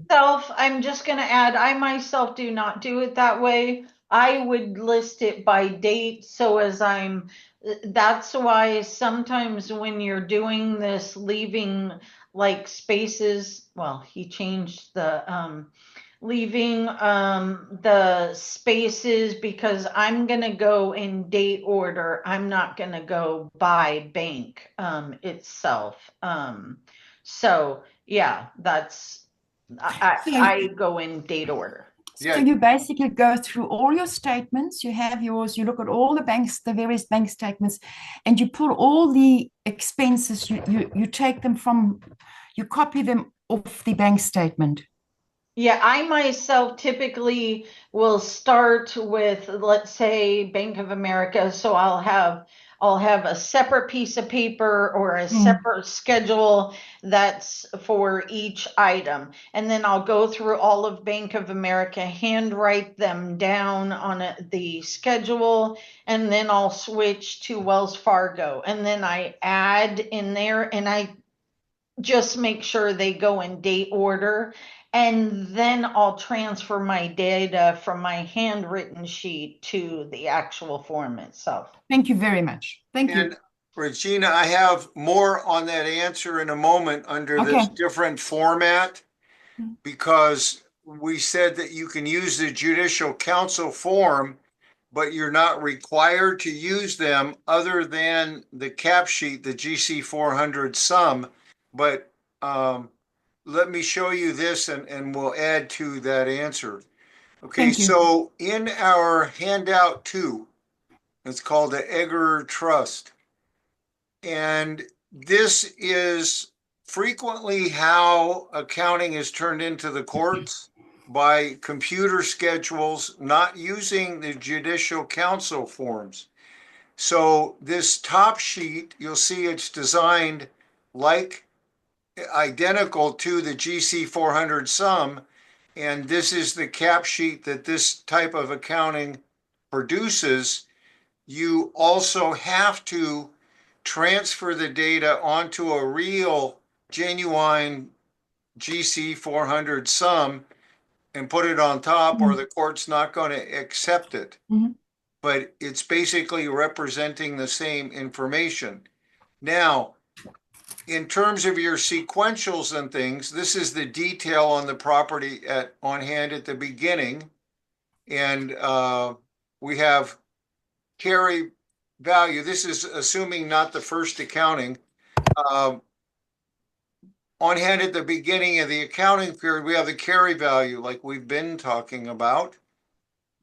But you would have a column that would be your market value. Obviously, bank accounts would be market and carry being the same, but stocks may vary on that market value. Now, this is shown like the receipts. We're going to show it once all as chronological, and then we're going to flip the assumptions and report the same information by vendor. So we'll go through the sequential, chronological, and as Tamara said, it's not split out by bank. She just uses the chronological. Mm-hmm. Okay. And we're still in, it says chronological. Now we take that same data and we say receipts during period by category. Oh, by category, which is your question. So then we show Bank of America. This is what happened in Bank of America, and it's chronological only for Bank of America. Then we have chronological only for Bank of the West. It's just a different format. Yeah. And what we have done is we've gotten away from the judicial council forms into computer reporting. And so we do that for all the receipts, both chronological and by category. And then after we get done reporting all of that, we have gains on sales. And I suggest putting a lot of detail on the gains on sales. We just did one and we put footnotes to describe what happened and why. Now we're flipping into the disbursement area, and the first reporting, we're showing chronological by all bank accounts for everything that went out. And then we go back and sort it by category. In this case, disbursements, we have expense categories like attorney's fees, accountant fees, court costs. And it's not by bank account, it's by category, homeowner association dues and taxes. And then losses on sale during the accounting. And here's a schedule on distributions to beneficiaries. Then we're required to show what's on hand at the end of the account period. And we're showing carry value, which is required in the one column, and then market value in the market value section. So I wanted to make it clear that this alternate format is commonly used and a lot of people like it. There is some rare software that you can buy. Total Trust, I think, is one of them. We sell a rudimentary Excel spreadsheet for $50 on, kind of a outline of what it would be for somebody doing it on Excel. So at this point, I would like to turn control of the meeting back to Tamara, and she'll be covering the petition. Oh, before I leave this area, I got more stuff to tell you. But Rex, sorry, you have to, it's 5 minutes to 12. I really have 5 minutes to do the petition. Well, I think you're going to have to go over. Gee, why don't we go over this time and make an exception that you go past noon, as long as everyone's still awake and wants to listen. Handout number 3 is what I call a non-follow along handout. And what I did is I put together a bunch of other forms that are reference material and that might help you explain other things. We got some from court. This schedule is when you're getting into a certain transaction and you're breaking out principal and interest, income, I should say, which happens especially in a split interest trust where there's a different income beneficiary from residual beneficiary. This is really handy. Other examples, this is sort of an example of our spreadsheet that I was talking about. Let me get through this. And then in the back are some probate referee checklists that they gave us or gave me that they were using to evaluate accountings that came in, which gives you kind of an insight into what the probate examiners are doing. And then the last item in your additional materials, I'll reference again when I can find it here, is the Contra Costa County Law Library would like to get feedback and tell what we did good and bad and indifferent. So with that, I will, there's always one thing more. We have if you want a certificate of completion, there's no MCLE, but we will prepare you a completion certificate that you've been through the boot camp of fiduciary accounting. You just send me an email and I can take care of that for you. So Tamara, I'm going to give it back to you at 11:57 a.m. Quick question. Can we just reply to the email that got sent to get a certificate? I don't know. Our email, mine is info@rexcrandell.com. Tamara's is different, but you would send it to me. Tamara's email is callegaldocs@gmail.com, I believe. But Tamara and I are located in different offices, so it's my office that would be issuing the certificate.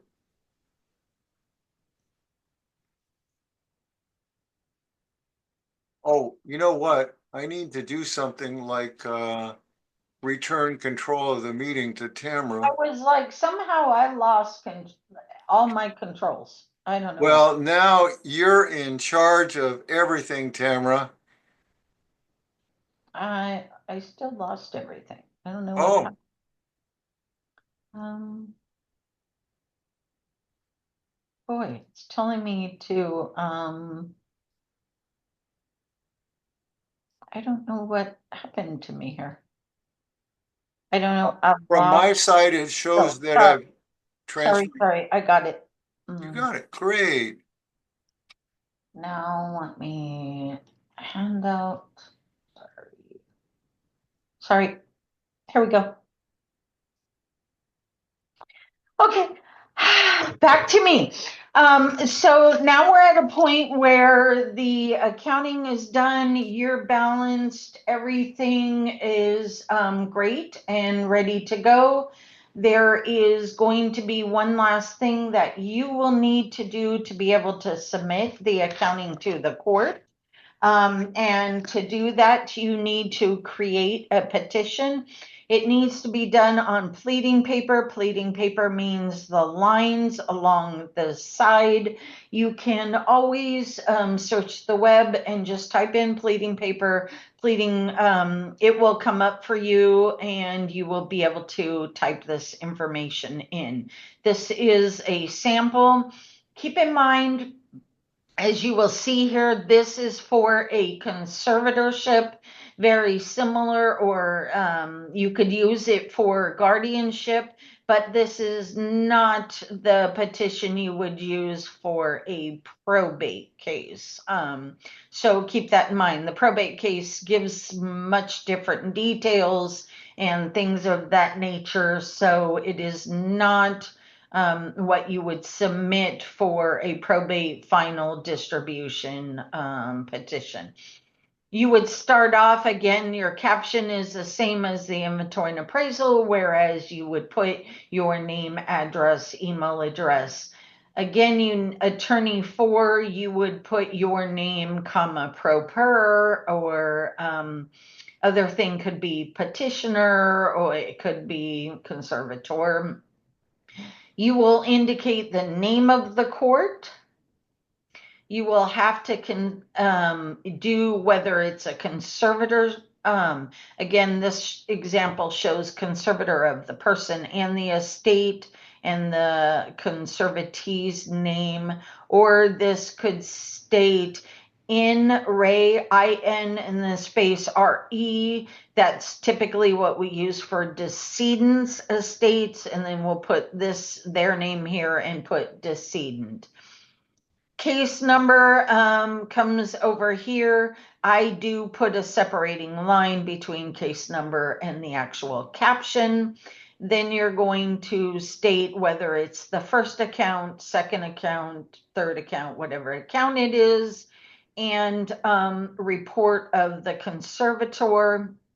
Basically, in this caption, you're telling the court everything that you want the court to acknowledge and or review and or approve.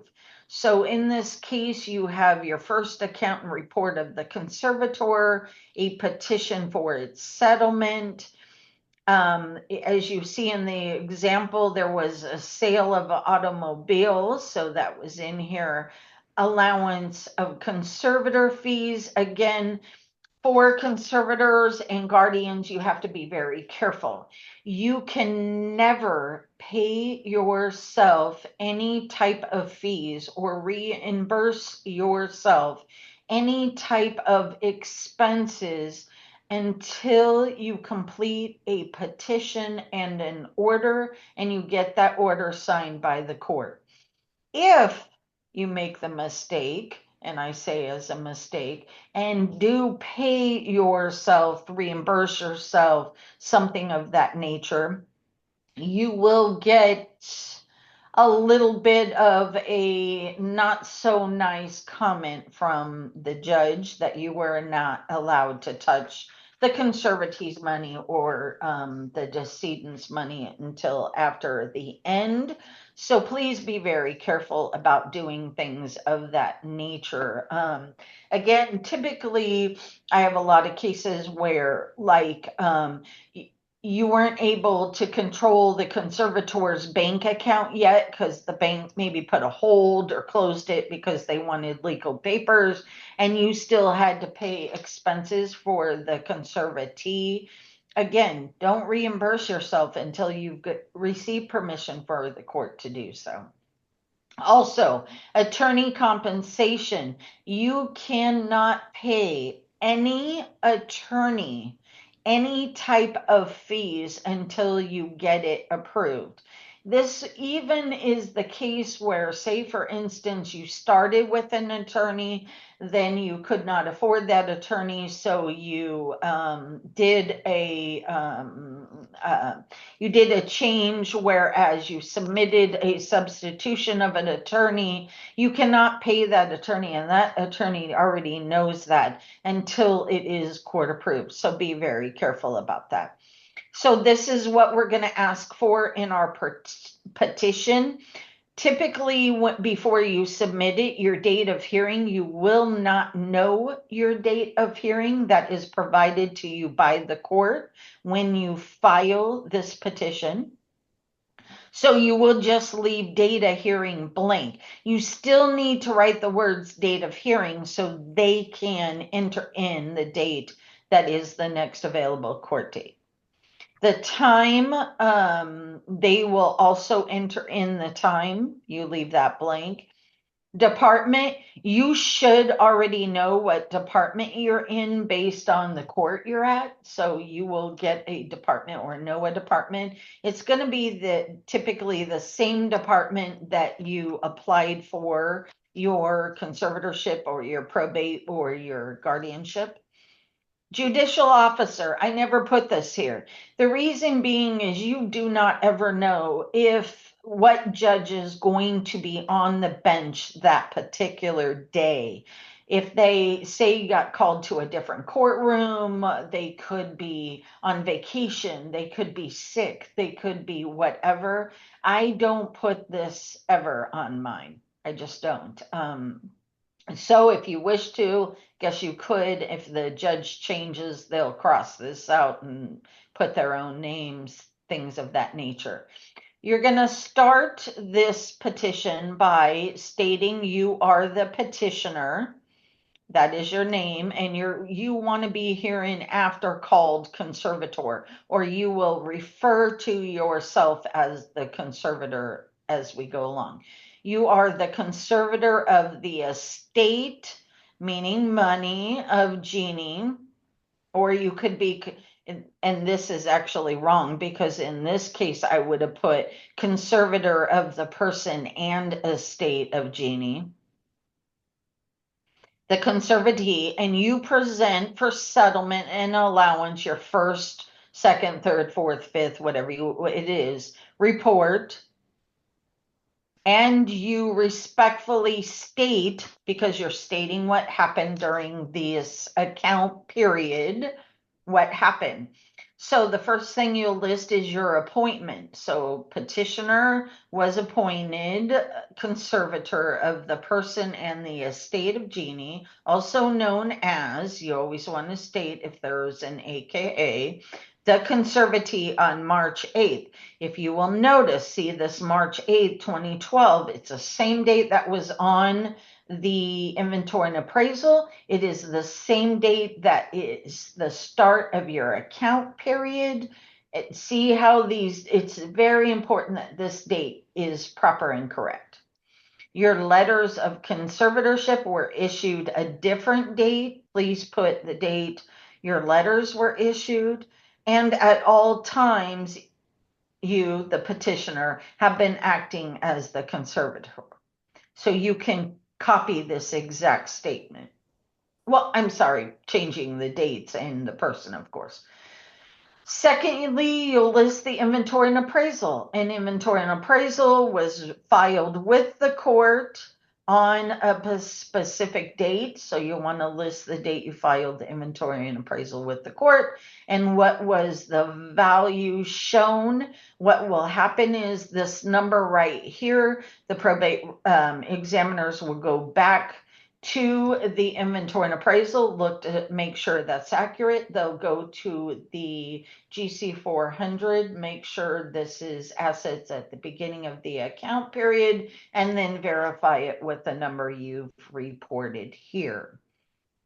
Moving on, we go to period of account. You're going to tell the court what the period of the account means. So this account covered the period of March 8th, 2012 to March 7th of 2013. Whatever your account period is, you will state that here. Charges and credits, remember these words should be very familiar from the GC 400 where he discussed charges and credits. So you can complete and just state, I have provided a summary of account and charges and credits I want to be considered. Authorized investments.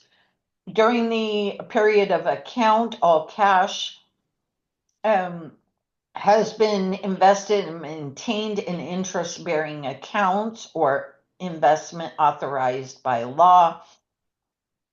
One thing to consider, courts are getting a little bit, let's say a little bit finicky on accounts. Remember, bank accounts, each account or bank account, the FDIC only insures up to $250,000.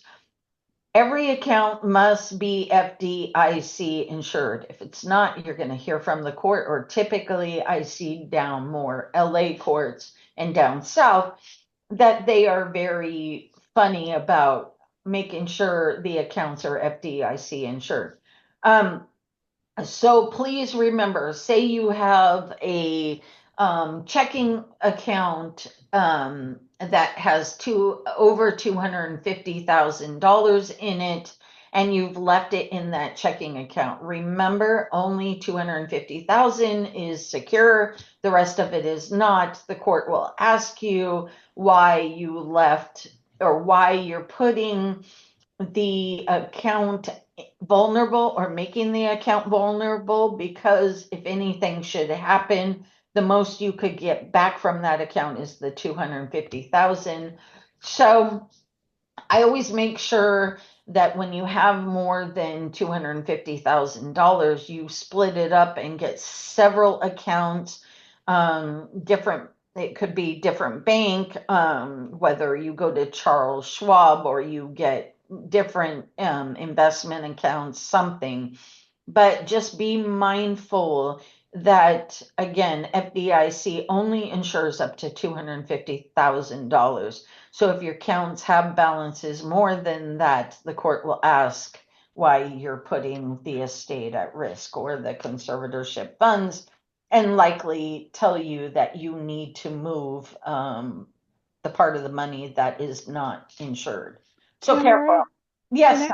Very quick question. With respect to the FDIC insurance, I know with a decedent's estate or with a trust, it is $250,000 per beneficiary.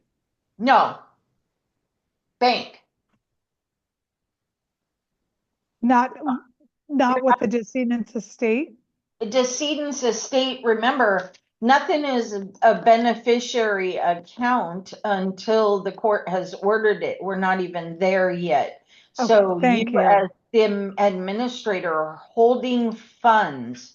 Now, if you're holding funds to be distributed to beneficiaries, that's where your problem is. Your account in that bank should not be more than that account should not be more than 250,000. So say for instance, you have Wells Fargo, that's 300,000.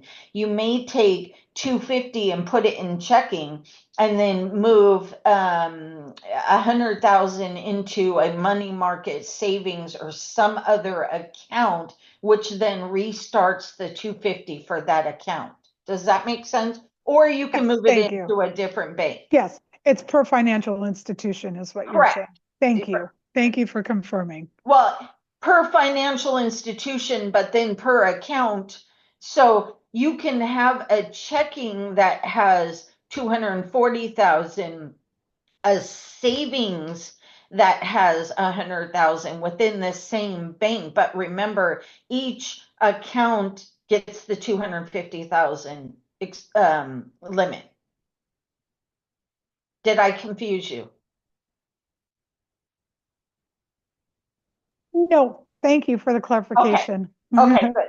Okay, so just be very careful because the courts will be watching. This really comes into play a whole lot when there is a sale of a house because, you know, you're getting hundreds of thousands of dollars at that point.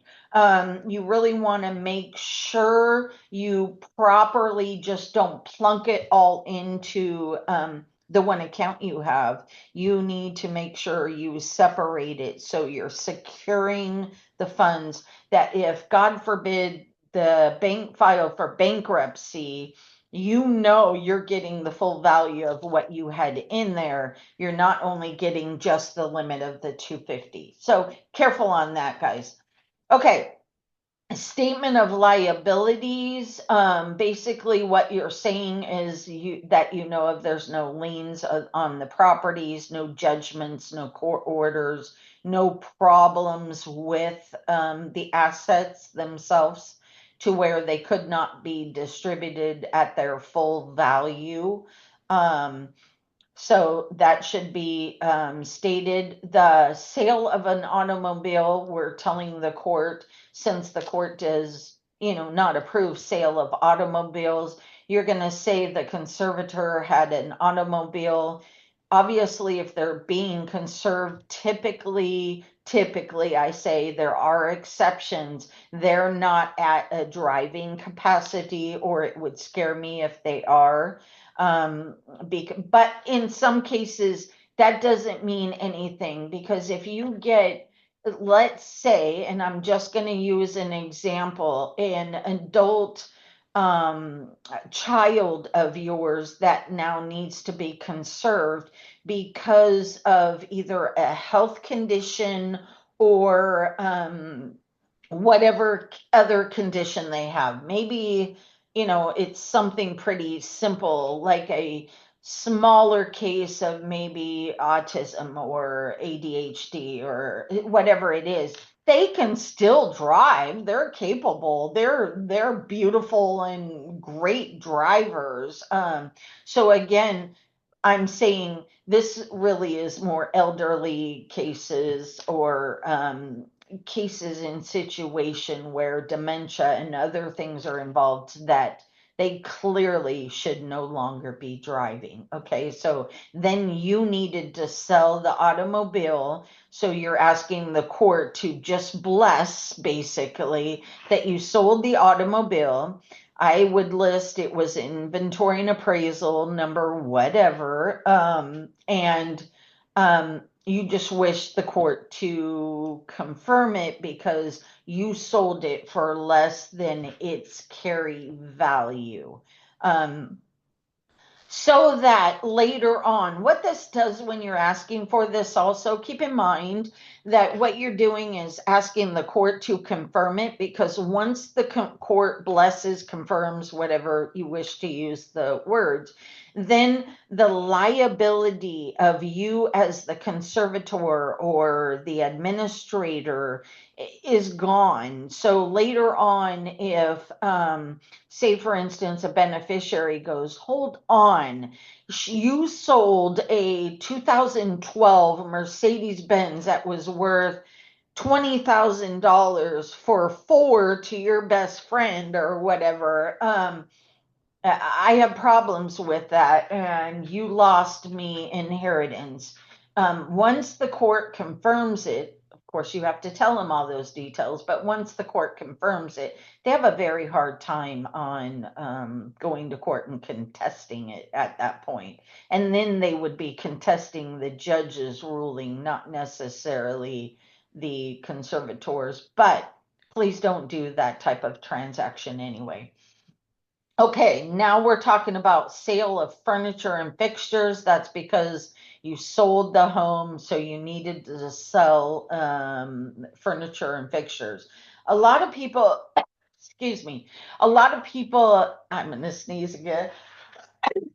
A lot of people like ask me, what if the furniture in there wasn't worth a lick of, it will take more of my time, energy, blah, blah, blah, to sell all the furniture or have like a liquidation sale, or sometimes you'll see on the side of the road a estate sale, stuff like that. For things like that, don't feel obligated that you have to get every penny of every value.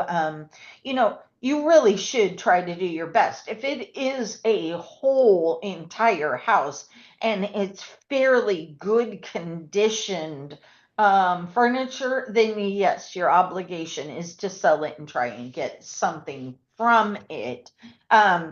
But then again, a lot of times people ask me, oh my, this stuff is junk. I couldn't sell it for $5. I'm like, okay, then really, if you attest it's junk and not worth $5, then fine, go ahead and discard it in a dumpster or something of that nature. Okay, but in this case, you would still state, since you put it on the inventory and appraisal, you need to state if you no longer have the asset when you're doing this accounting. So in this case, they're stating they sold it, how they sold it, they had a broker, and they're stating all the information and what happened. So you would indicate that. Now, I will tell you, number 7 and number 8 is optional. You will not have it in every petition. If you don't sell a car or don't have a car to sell, well, obviously you're not going to put this title in there. When I said that, though, before, I got a lot of people who came back, and I was reviewing their accounting and their petition, and they had 2 numbers and they skipped because they heard me say you don't have to put it in there. They just felt, okay, numbers 3, 4, 5, and 6, I didn't have to put it either, so I'm going to skip it. No, no, no, no, no. I'm only talking about sales of assets if you did not have sales of assets, or you did not get rid of or liquidate or whatever it is. Okay, so be very careful when I say that. 7 is optional, 8 is optional, but 5 and 6 and all above, no, that's not optional. You need it in every petition. Number 9, we have a sale of a house. So again, you saw that on the accounting that I believe there was a gain on the vacation house. So yep, it states in here it was a gain. And when you sold it.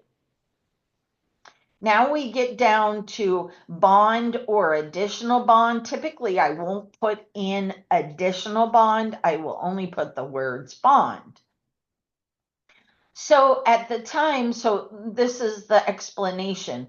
At the time that I originally got the bond, let's say the bond was $20,000. I didn't have cash because I had a house, and it's not easy to turn a house into cash without going through a sale and so many other things. So the court only ordered a $20,000 bond. But now I sold this house, and good Lord, now I have all kinds of cash. At that time, there's 2 options. You as a conservatee can go ahead and move forward and increase the bond by calling the bond company and saying, hey, I just got a lot more cash. I want to increase my bond to cover all of the cash that I do have. Or you can just state, the court originally I only needed a $50,000 bond, but I sold a house, and so at the court's direction, and if necessary, I'm willing to increase the bond or something like that in here if you want to.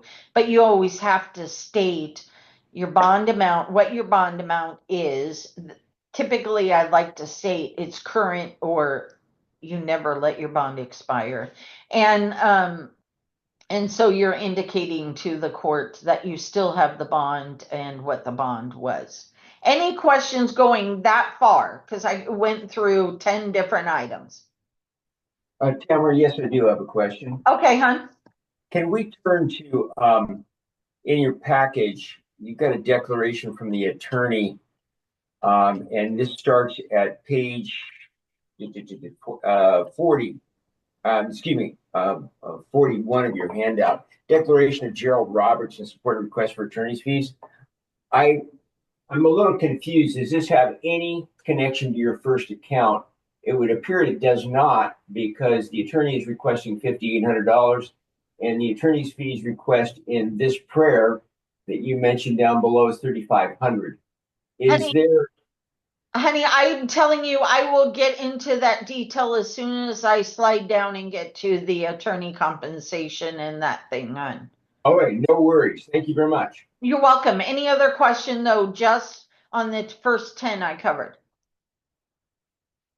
Okay, I'm going to keep moving on. So number 11, no affiliate relationship. And see, we're almost there. Number 12, you were just a tiny ahead of me. Okay, so let's go back to number 11, no affiliated relationship. It is very, very, very important that you state whether you as the conservator, the administrator, or a guardian have hired a family member. Typically, you will put that you have not, but in some cases you can. I'm going to give you a few tiny examples so you'll understand the importance and what that means. So I had an administrator of a probate, and his wife was a real estate agent. At the time, the house had to be sold because the beneficiaries wanted cash. They did not want to do a transfer in kind. So they decided they were going to sell the house. Well, the administrator, of course, he's going to use his own wife to sell the house. So she sold the house. Now, there is absolutely nothing wrong with you using a family member to assist you, but I'm going to get into where that could cause a problem right after this. In that case, I would have stated, yes, I did hire my wife. She has a real estate license, and she is the one that sold the home. So see, I put it up forth. But I also want to state words like her commission was the same commission that I would have paid any other agent. That is extremely important. So I'm going to give one more other example and you will see what the difference being. So I'm a conservator and my conservatee has a house. It's in a homeowners association, and it's a requirement that monthly landscape is done, right? The landscaper, sorry, I just took a drink of water. The landscaper calls me and says, hey, I'm going to go on vacation for a month. And I'm going, oh, Jesus, you landscape the yard once a week and maintain it. And say I pay that landscaper, and I'm just going to use a number, $50 every time he comes. So I pay the landscaper weekly to maintain the front of the house, the landscaping. But he's going to be gone for a month. I'm going, oh God, now I got to go quickly and search for another landscaper because I cannot let the property go a month. I can maybe do it on a every 2 week basis, but I can't let it go a month because I'll get a notice from the homeowners association or what have you. Well, at the exact same time, my son comes home college break, right? He's not doing anything and he's going, Mom, I'm gonna go out and try and find ways to make money. And I go, aha, I have a job for you. I need you to go mow the yards of this property for me, and I will pay you $100 for every time that you go. I then would state here, yes, I hired my son, but can you see, and I'm going to ask you guys this question, can you see where I would have a problem with the court that the difference that between the landscaper and my son? Okay, I didn't clearly state it. Remember, I stated I paid the landscaper $50 every time he came. But my son needs money for school, and I know that. And I told him if he does me a favor, I'll give him $100 every time he goes to the property. I am enhancing my own child with conservatorship money. It's not my money, it's the conservators. And I am benefiting my family by paying him more than I would have paid the regular landscaper. Guess what's going to happen when the court sees that? You're going to pay back out of your own personal funds the money that you paid extra to your son that you were not allowed to do. And then you'll likely possibly be removed as the conservator. Again, you cannot bring up or pay more to your family member than you can an ordinary everyday person that is not a family member. So be very careful. I've seen many cases where, say it's a probate, you hire your daughter or your sister or somebody to come over and help you clean out the house. Perfectly fine, and you can pay them, but you cannot pay them more than you would pay and somebody else you hired off the internet or another friend, and that's their business.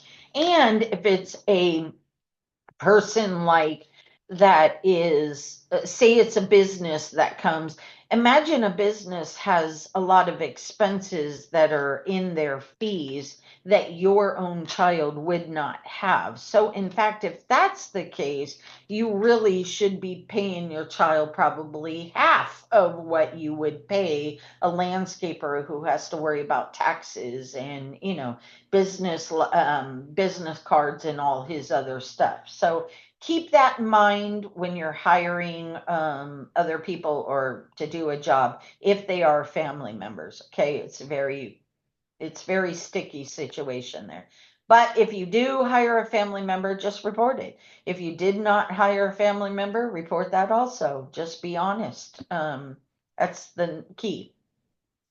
Okay, we get down to conservators' compensation. A conservator is allowed compensation. There, you typically look at the local court rules of the court that state what that compensation is.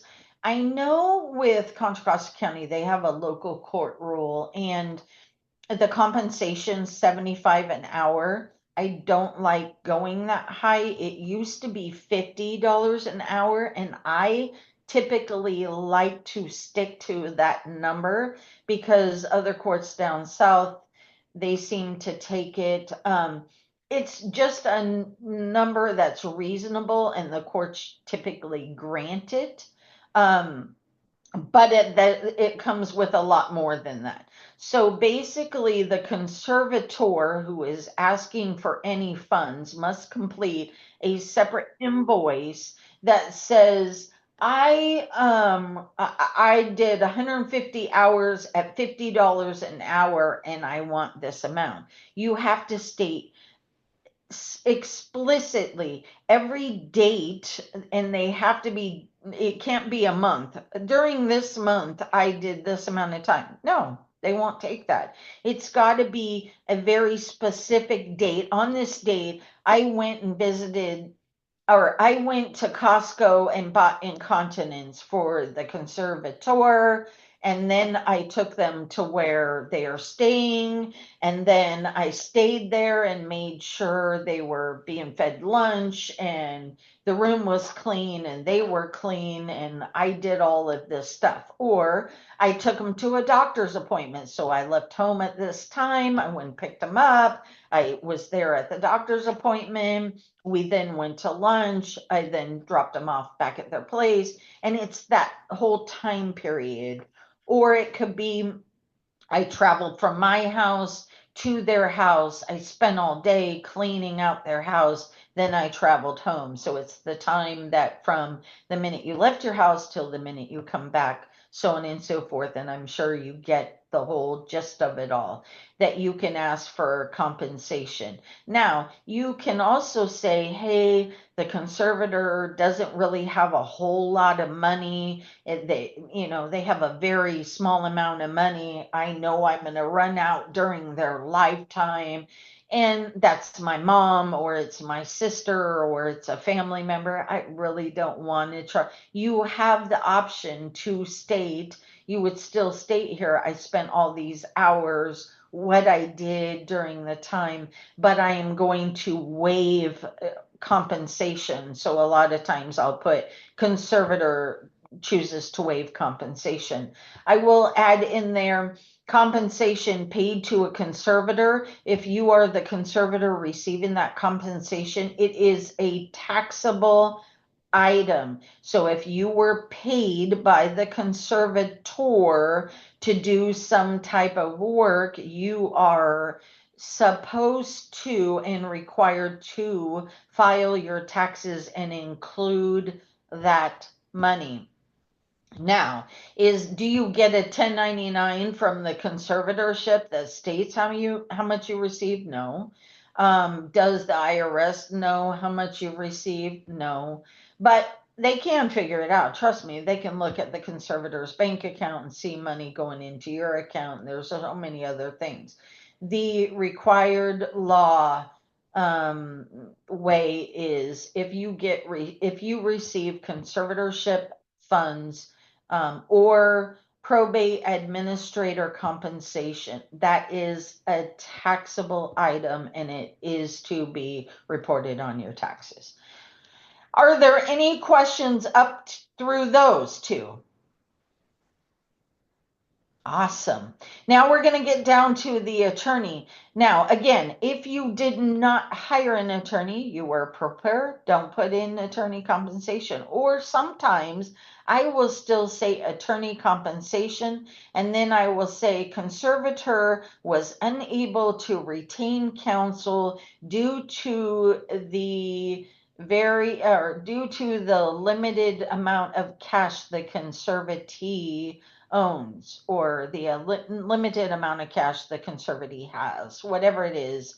I will state that information in there on why an attorney was not hired. But if you do hire an attorney, they would complete this petition for you. And the attorney can never get compensation from you unless it's ordered by the court. And if they do, I've seen quite a few judges possibly report to the state bar that this attorney accepted or received compensation prior to an order from the court, because an attorney knows better and knows they should not ever be paid without a court order. So make sure you don't do that. Even if they ask for it, your answer should be, I'm sorry, but I believe that you're not compensated until I get a court order. So therefore, I will not issue you a check or reimburse you at this time. If they have a problem with it, then they can take it to the court and deal with it that way. But your answer would be lawful and appropriate. Now, if an attorney does ask for compensation, that attorney must complete a declaration, as we'll get to. And the question was asked, and I apologize, I don't remember who asked it, but the question was asked, that declaration from that attorney must state how many hours, what he did, why he's asking for compensation, and what benefit was it to the conservatee or the minor, or that. This is why I state with probate petitions, there is a statutory fee that the attorney gets paid. So it's a totally different computation. They don't need to do a declaration, and it's just a complete different petition altogether. So again, that's when the declaration has to be, and it would be attached as an exhibit to this petition. And did I answer your question, or did I touch base enough to where you got your question answered? For that, it goes to I think, a defect in this whole petition. If, and maybe they're just disconnected, there's no indication on the declaration of the attorney down at page 41 that this is belonging to this particular petition.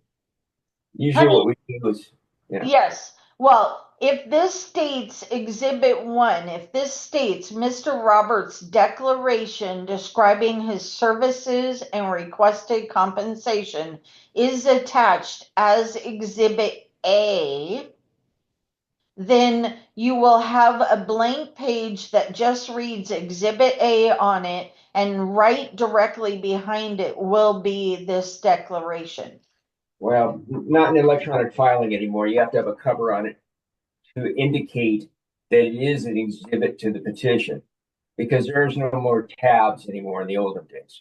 So going back down to page number 41, does this declaration of the attorney, is this in any way connected to the petition you're talking about right now? Yes. All right. Then why doesn't the amount requested by the attorney, $5,800, how does that tail into the 35 that's in the petition itself? Yeah, they don't. They should have matched, but in the sample pulled together by the court when they originally gave us to do this, that it didn't necessarily match. These are just samples, son. Okay, so this particular declaration of Gerald Roberts for $5,800 is related to a conservatee versus, as you mentioned earlier, stat fees. I don't need a declaration for that. Correct. There will be statutory fees. Okay. You've answered the question. Thank you much. You're welcome, hon. Anybody else have any before I'm trying to quickly go through this? I know we're past the time. And if you can, stay fine, but I realize if you can't, let me just stop here real quick. I do want to state for people that need to jump off. Again, Rex stated I have a completely different email address. Rex and I are completely separate companies. I do many court accountings and assisting propers with court accountings. If you get into where you're doing a court accounting and you cannot balance, something's off, something just doesn't make sense, you have a question about the only specifically the inventory and appraisal and the accounting and or the petition, and you wish to contact me, I will offer to help you review what you have done and possibly show you what is wrong up to a certain amount of time. Like if it takes me a half hour to glance and go, hey, I see your inventory and appraisal doesn't match your beginning assets, or I can show you something very simple, I am willing to do that for free of charge. If it takes me a whole lot longer than that and I have to spend hours trying to sort this, that, or the other, I would charge a fee. So I want to provide my email, and so I'm going to read it to you. It's C as in cat, A as in apple, abbreviations of California, the word legal, L as in Larry, E as in Edward, G as in George, A as in apple, L as in Larry, and then D as in dog, O is in ostrich, C is in cat, S is in Sam, the number 2 at gmail.com. And you are free to email me and go, Tam, just tell me where I'm seeing this, or I think this should go here, but maybe it shouldn't, and things of that nature. And I can typically answer those simple questions. I cannot, though, I am not an attorney. I cannot answer any questions besides the inventory appraisal, the accounting, and the petition that I'm showing here. So please don't ask, oh, I don't know, should I sell this car or something of that nature. That I cannot give you legal advice and cannot answer. But if it has to do with the items we've taught here, I am happy to try and help you look at it and see if I can get you to balance and, do things of that nature and help you out there. So that is something I do for everybody who takes the class or even doesn't take the class and sees this, this meeting. They're able to do that. So that is an offer to you. And I'm going to keep going down further. Everybody got the email address? Everybody good if they need it? Okay, moving on. You must state in your petition veterans, whether the conservatee received veterans benefits. This is very important because, as you know, veteran benefits are federal benefits. So you need to state whether they receive any type of federal benefits. State hospital, if they are a patient or on leave from a state hospital, you must state that every single time. This is not an optional number to you. This must be stated in the petition. I have a quick question. Yes, son. Let's say you are pursuing these benefits, but they haven't been granted. Should we just avoid it until pursuit is complete, or should you list the actions that are being taken?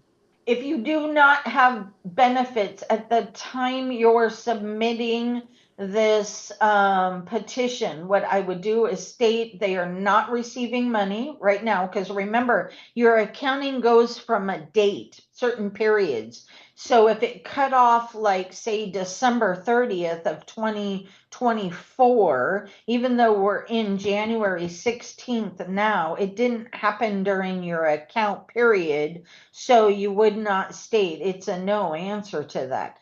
Now, if you wanted to, you could add in the petition that the conservator is seeking to gain approval for some Department of Veteran Affairs benefits. You can state that, but as of your accounting period, which is this petition, you did not have veteran benefits. So that is a true statement. Thank you. You're welcome, hon. Okay, going on, conservatee's address, I always will put in here, and you should also, conservatee's address. The only thing I try not to do is if they are living in their own personal residence, I do not. So for instance, here, our sample, they are at a convalescent home, right? So yes, you must state that. And typically I also like to state who the managing, I don't know if they're called managers at the complex, who really is the contact for the court, because this is for the court and is for beneficiaries. But I like to state who the manager or the supervisor or whatever is in mind.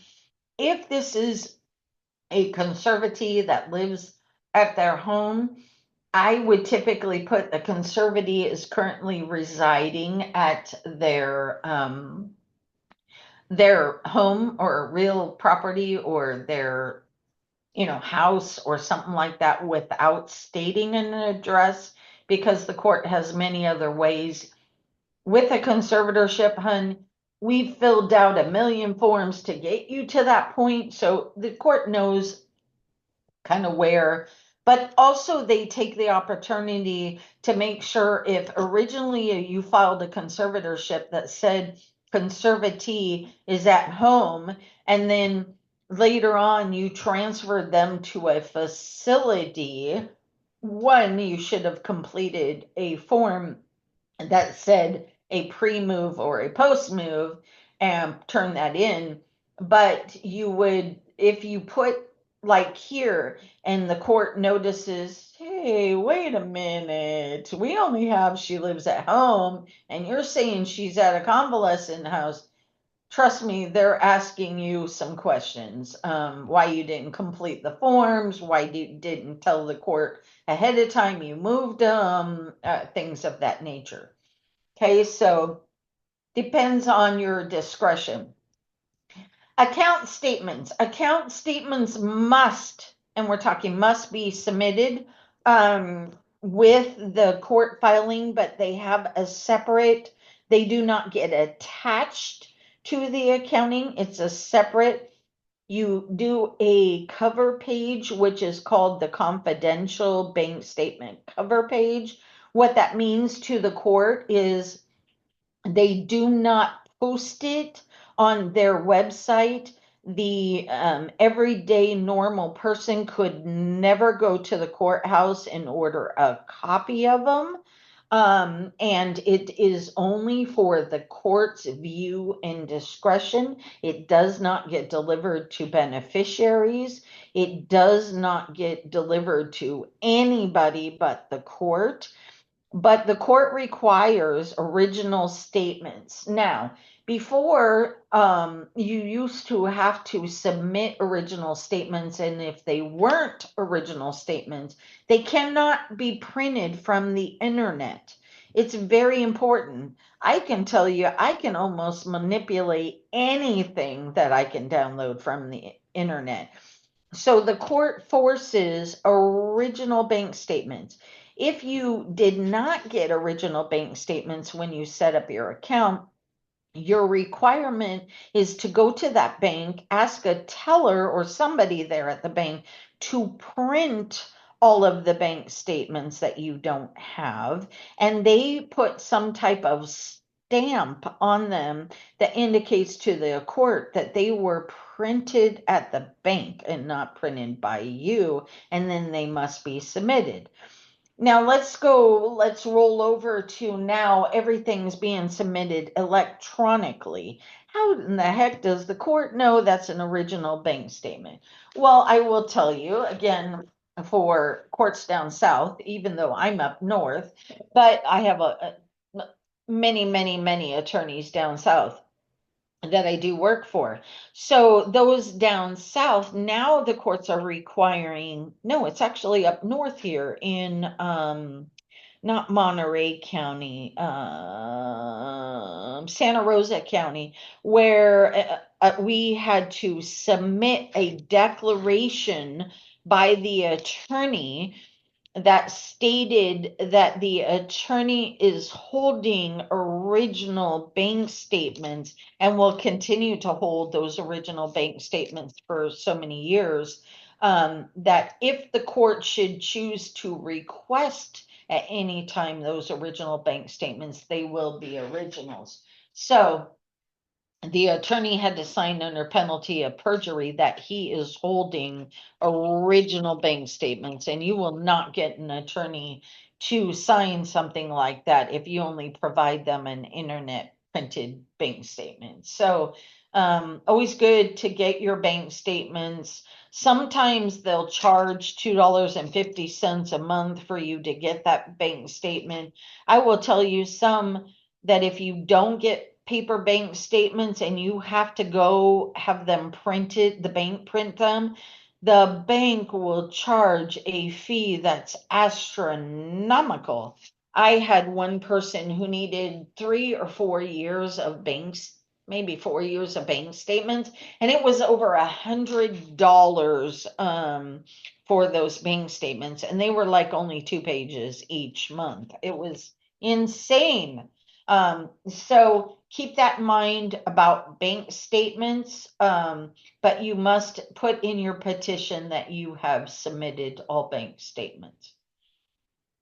Capital changes, this has to do with capital changes, really is only if you did a lot of changing cash to investments, or you took a stock portfolio that the conservatee originally had and you changed it to an aggressive portfolio as opposed to a non-aggressive portfolio, you as the conservator cannot ever put your investments into an aggressive portfolio.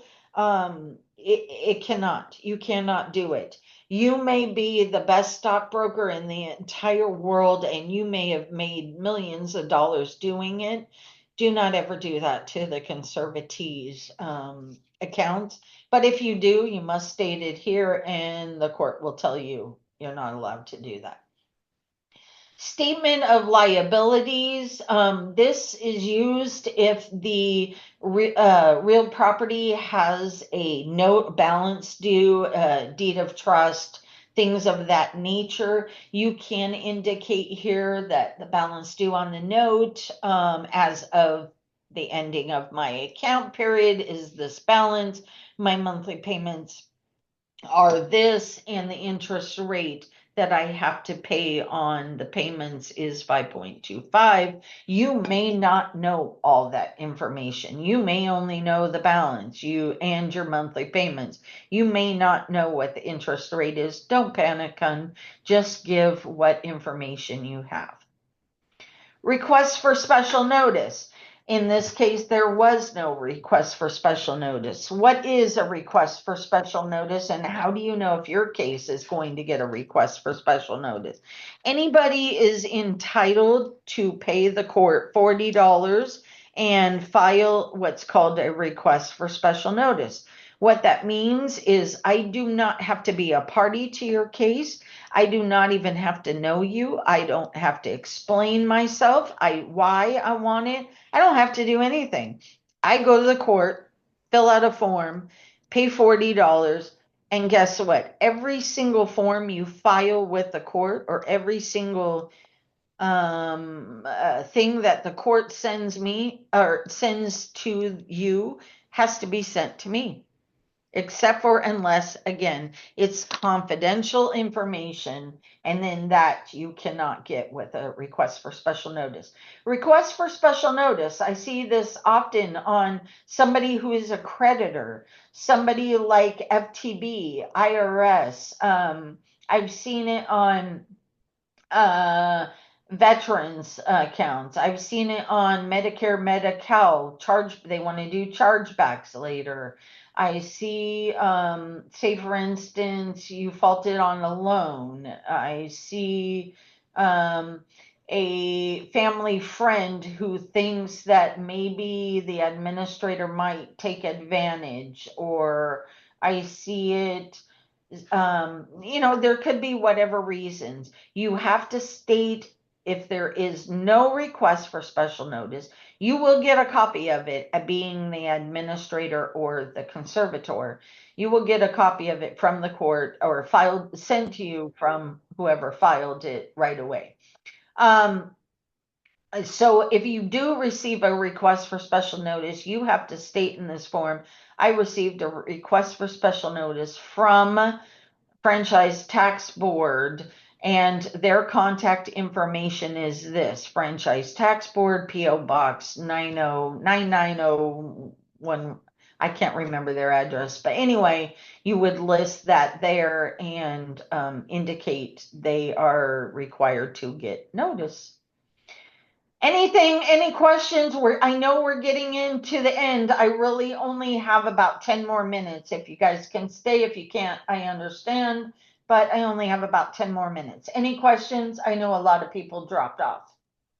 I have a question. Yes. I put it in the chat, but I wanted to confirm this as I think it's very important. Am I correct? I know with the decedent's estate, this is the case, but in the case of a conservatorship or a guardianship matter, if all of the beneficiaries, heirs, or interested parties waive an accounting, form GC 410, an accounting is not required. Is that correct? That's correct.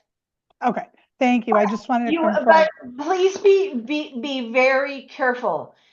every single beneficiary has to sign it. If there is even one Correct. that does Correct. not, you have to do an accounting. Correct. We always like when they want to waive because, of course, it's lesser time.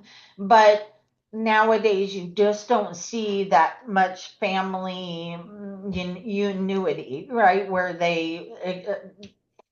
they trust each other or so on and so forth. But no, you are correct. You don't have to. A conservatorship, though, must do. There is no waivers. There's no such thing. No. So probate, yes. Yes. Conservatorship, guardianship, no. Even though GC 410 is a waiver of accounting, it's a court The form. court, no, the court, Okay. that, so just keep in mind for conservatorships and think about it this way when you're thinking about it. The court, the only way the court can make sure that the conservatee is properly managing the assets of that conservatee is to look at their accounting. There's no other way. And they need to make sure there isn't theft, whether it's a mistake or intentional. They need to make sure you have it invested and you're really being prudent with somebody else's money. So they're very strict about watching and making sure the accountings, and there's no other way for them to tell whether you're doing good or not. I would, even in small estates, I see that when you have to do it, it's their way, their only way of knowing what's that everything is flowing properly, and they can catch it. That's why if you notice a conservatorship, so they'll do it the first year, and then let me tell you, I have 3 right now where the court did not really like what they saw with the first year accounting. And that they just didn't like. They're not saying they don't trust you or they not saying you failed miserably. They don't say that. What they'll do is instead of giving that 2-year time period for the next one, they'll say, no, I want to see another accounting next year. And if that's the case, you're like, okay, now I know they're watching because they didn't give that 2 years, right? Thank you. And maybe after you do your second one, they look at it, okay, she's on track. We'll give 2 years now after that. So, Okay. it could change. Any Well, other questions? yeah, Go just ahead. 2 follow-ups on that one. So in the instance, why is there court form GC 410 if in a conservatorship or guardianship, yeah, a waiver of account does not apply? In what I instance think would in an instant like that, let me give you an example. So a guardianship or a conservatorship that would waive. Maybe if I've never seen them go through where I've even used the waiver for a guardianship or a conservatorship.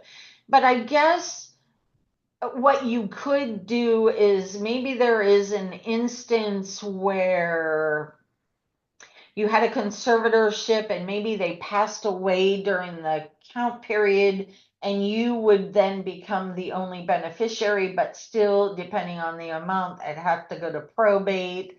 Honey, I haven't seen an example where that's used. I just am being honest with you. I just haven't seen it.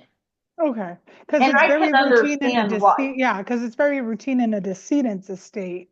So I Right. thought I asked with conservatorship and guardianship. Thank you.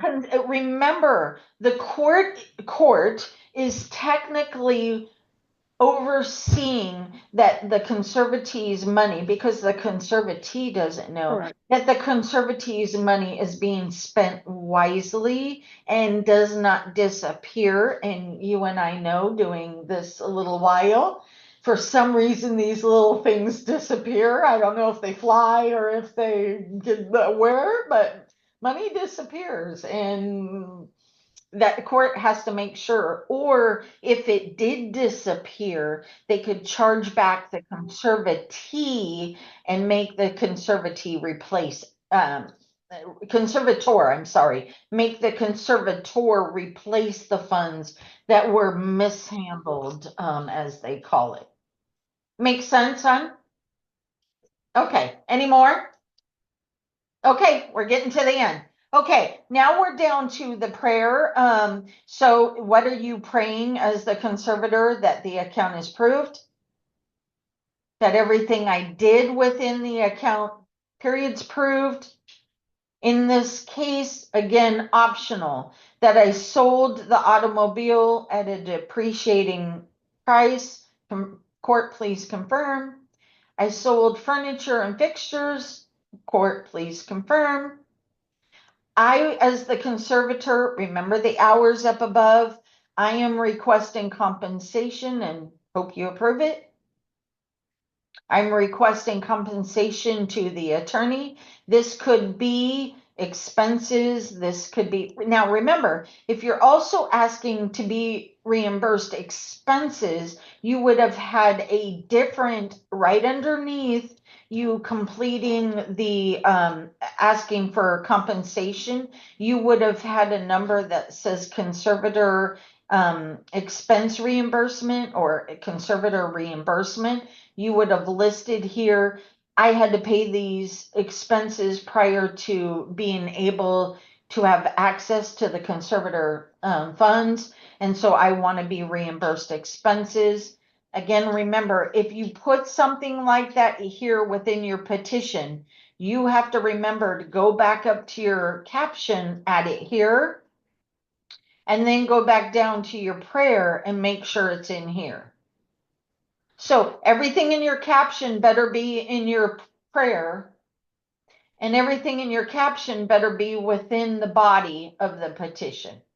Make sense? So that's almost like I almost do when I'm ready to end. So I almost, when I'm at this point and I'm doing my prayer, what I do is I go back up to my caption and I go, okay, what's in my caption? I'm asking for A, B, C, D, E, right? Attorney fees, attorney reimbursement, probate administration fees, account. So then I will make sure when I get to my prayer, I have a number for every one of those items that were in my caption. And then I'll look within the petition to make sure I've talked about that item. Make sense? Okay, so you're asking for reimbursement to the attorney, and then you always allow anything that the court wants to do.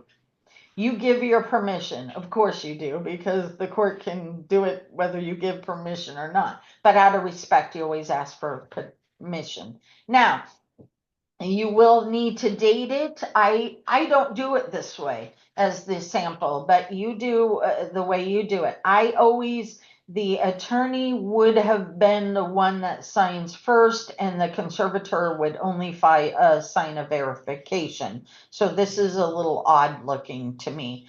But now, here's the only thing else you need to remember. I have gotten so many accountings where they were submitted and somebody comes back and says, Tam, I need help answering examiner notes. It said did not include or need to provide a verified declaration. And they're like, what does that mean? I signed it, I did everything. What they're asking for is this right here. It must be included. This is declaring under penalty of perjury that everything I put in the petition is true, and it needs to be signed by the petitioner conservator. It does not get signed by the attorney.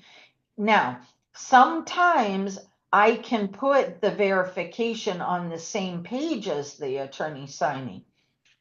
A lot of times I don't like to do that. Here's the reason why, and I think I only have, I don't remember, but I think we only have CalDA members on here. But one of the reasons why I never like to put my verification on the attorney's signature. Verification, so client signs something, And then all of a sudden, I'm about ready to give it to the attorney, and the attorney says, "Oh, wait a minute. You forgot to include, I don't know, you forgot to include something, conservator needed reimbursement of expenses, and I don't see it in here. And then I have to add it up in the caption and add it here.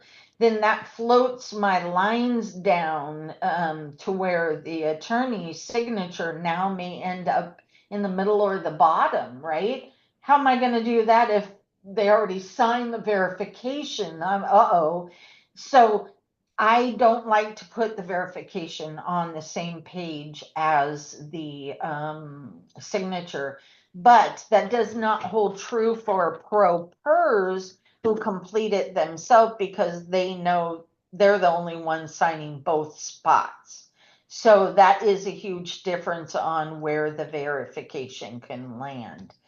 Let me go a little bit further. You also have to remember back in the petition, we said there's going to be an exhibit A. So after your verification, you're going to have a blank page, and I usually go down to about line 25 and I'll say exhibit A. That's the only thing on here. And then the attorney declaration will be then embedded into my PDF after the exhibit A page. And the only other thing that this class does not teach, because we run out of time, as you can see, is there has to be an order that follows. So your order will be very similar to your petition in a few ways. But remember, a judge can't sign a petition. They can only sign an order. Now, when I think about down south in LA and those counties down there, LA does not allow you to submit an order prior to the hearing. You have to wait till the hearing and get your minutes or your minute order, and then you can prepare an order. Up north, where I am, Contra Costa, Napa, and all the counties up here, Sacramento, and those counties, you must submit an order or they won't even accept your petition when you're filing. So you really have to make sure you follow what court you're in and what do they require, and do it based on that. Got it? Anything else? Anything I haven't gone through? You have concerns you want to add? Anything that you think I can do better. I'm not perfect. And so anything I can do better, I'd love to hear it. Again, keep in mind, I only have a certain amount of time to talk, and I share it with, Rex. So I try and give you as much information as I can to be helpful and samples, but literally I cannot get everything in here. So again, if there's anything you need or I can possibly help with LDAs, I can tell you guys a whole lot more information than I can pro-pers. You know that, so please feel free to go, "Hey, Tam, I have a question. This is my situation." As long as you're not taking up hours and hours of my time, I am willing to answer whatever you need me to. Again, this class is free. It can be taken as many times as you want. If you need a refresher, anything like that, you are able to retake the class as many times as you want just by signing up. But understand the material is exactly the same course after course after course. So that does not change, but you can attend again. I just wanted to share as far as decedent's estate. Yes. Many counties do have local forms to do a final account or a first and final account. So I do encourage everybody, if it's a decedent's estate, to check the local forms before having to draft a pleading. I will tell you, sweetheart, careful saying that, because I will tell you, I've had many who have tried to do that, and even though they do have local court forms, they absolutely reject the filings. I can't tell you how many people have come to me and say, look, I use their forms, especially LA, but I use their forms and all I did was fill out their forms. They're rejecting the whole thing. They are rejecting them. Just keep in mind too, they're kind of evolving a little bit constantly. Every court kind of is evolving. So what used to be okay back months ago or a year ago or 2 years ago is different than now. I'm telling you, don't run the risk and wasting time doing their forms for the petition.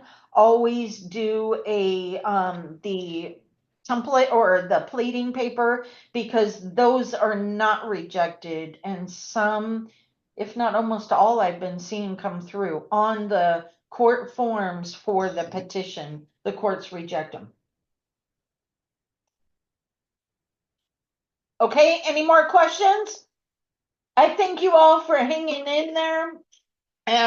Again, any questions, let me know. Otherwise, take care, good luck, and happy accountings. Yeah, and thank you for attending the class. Thank you.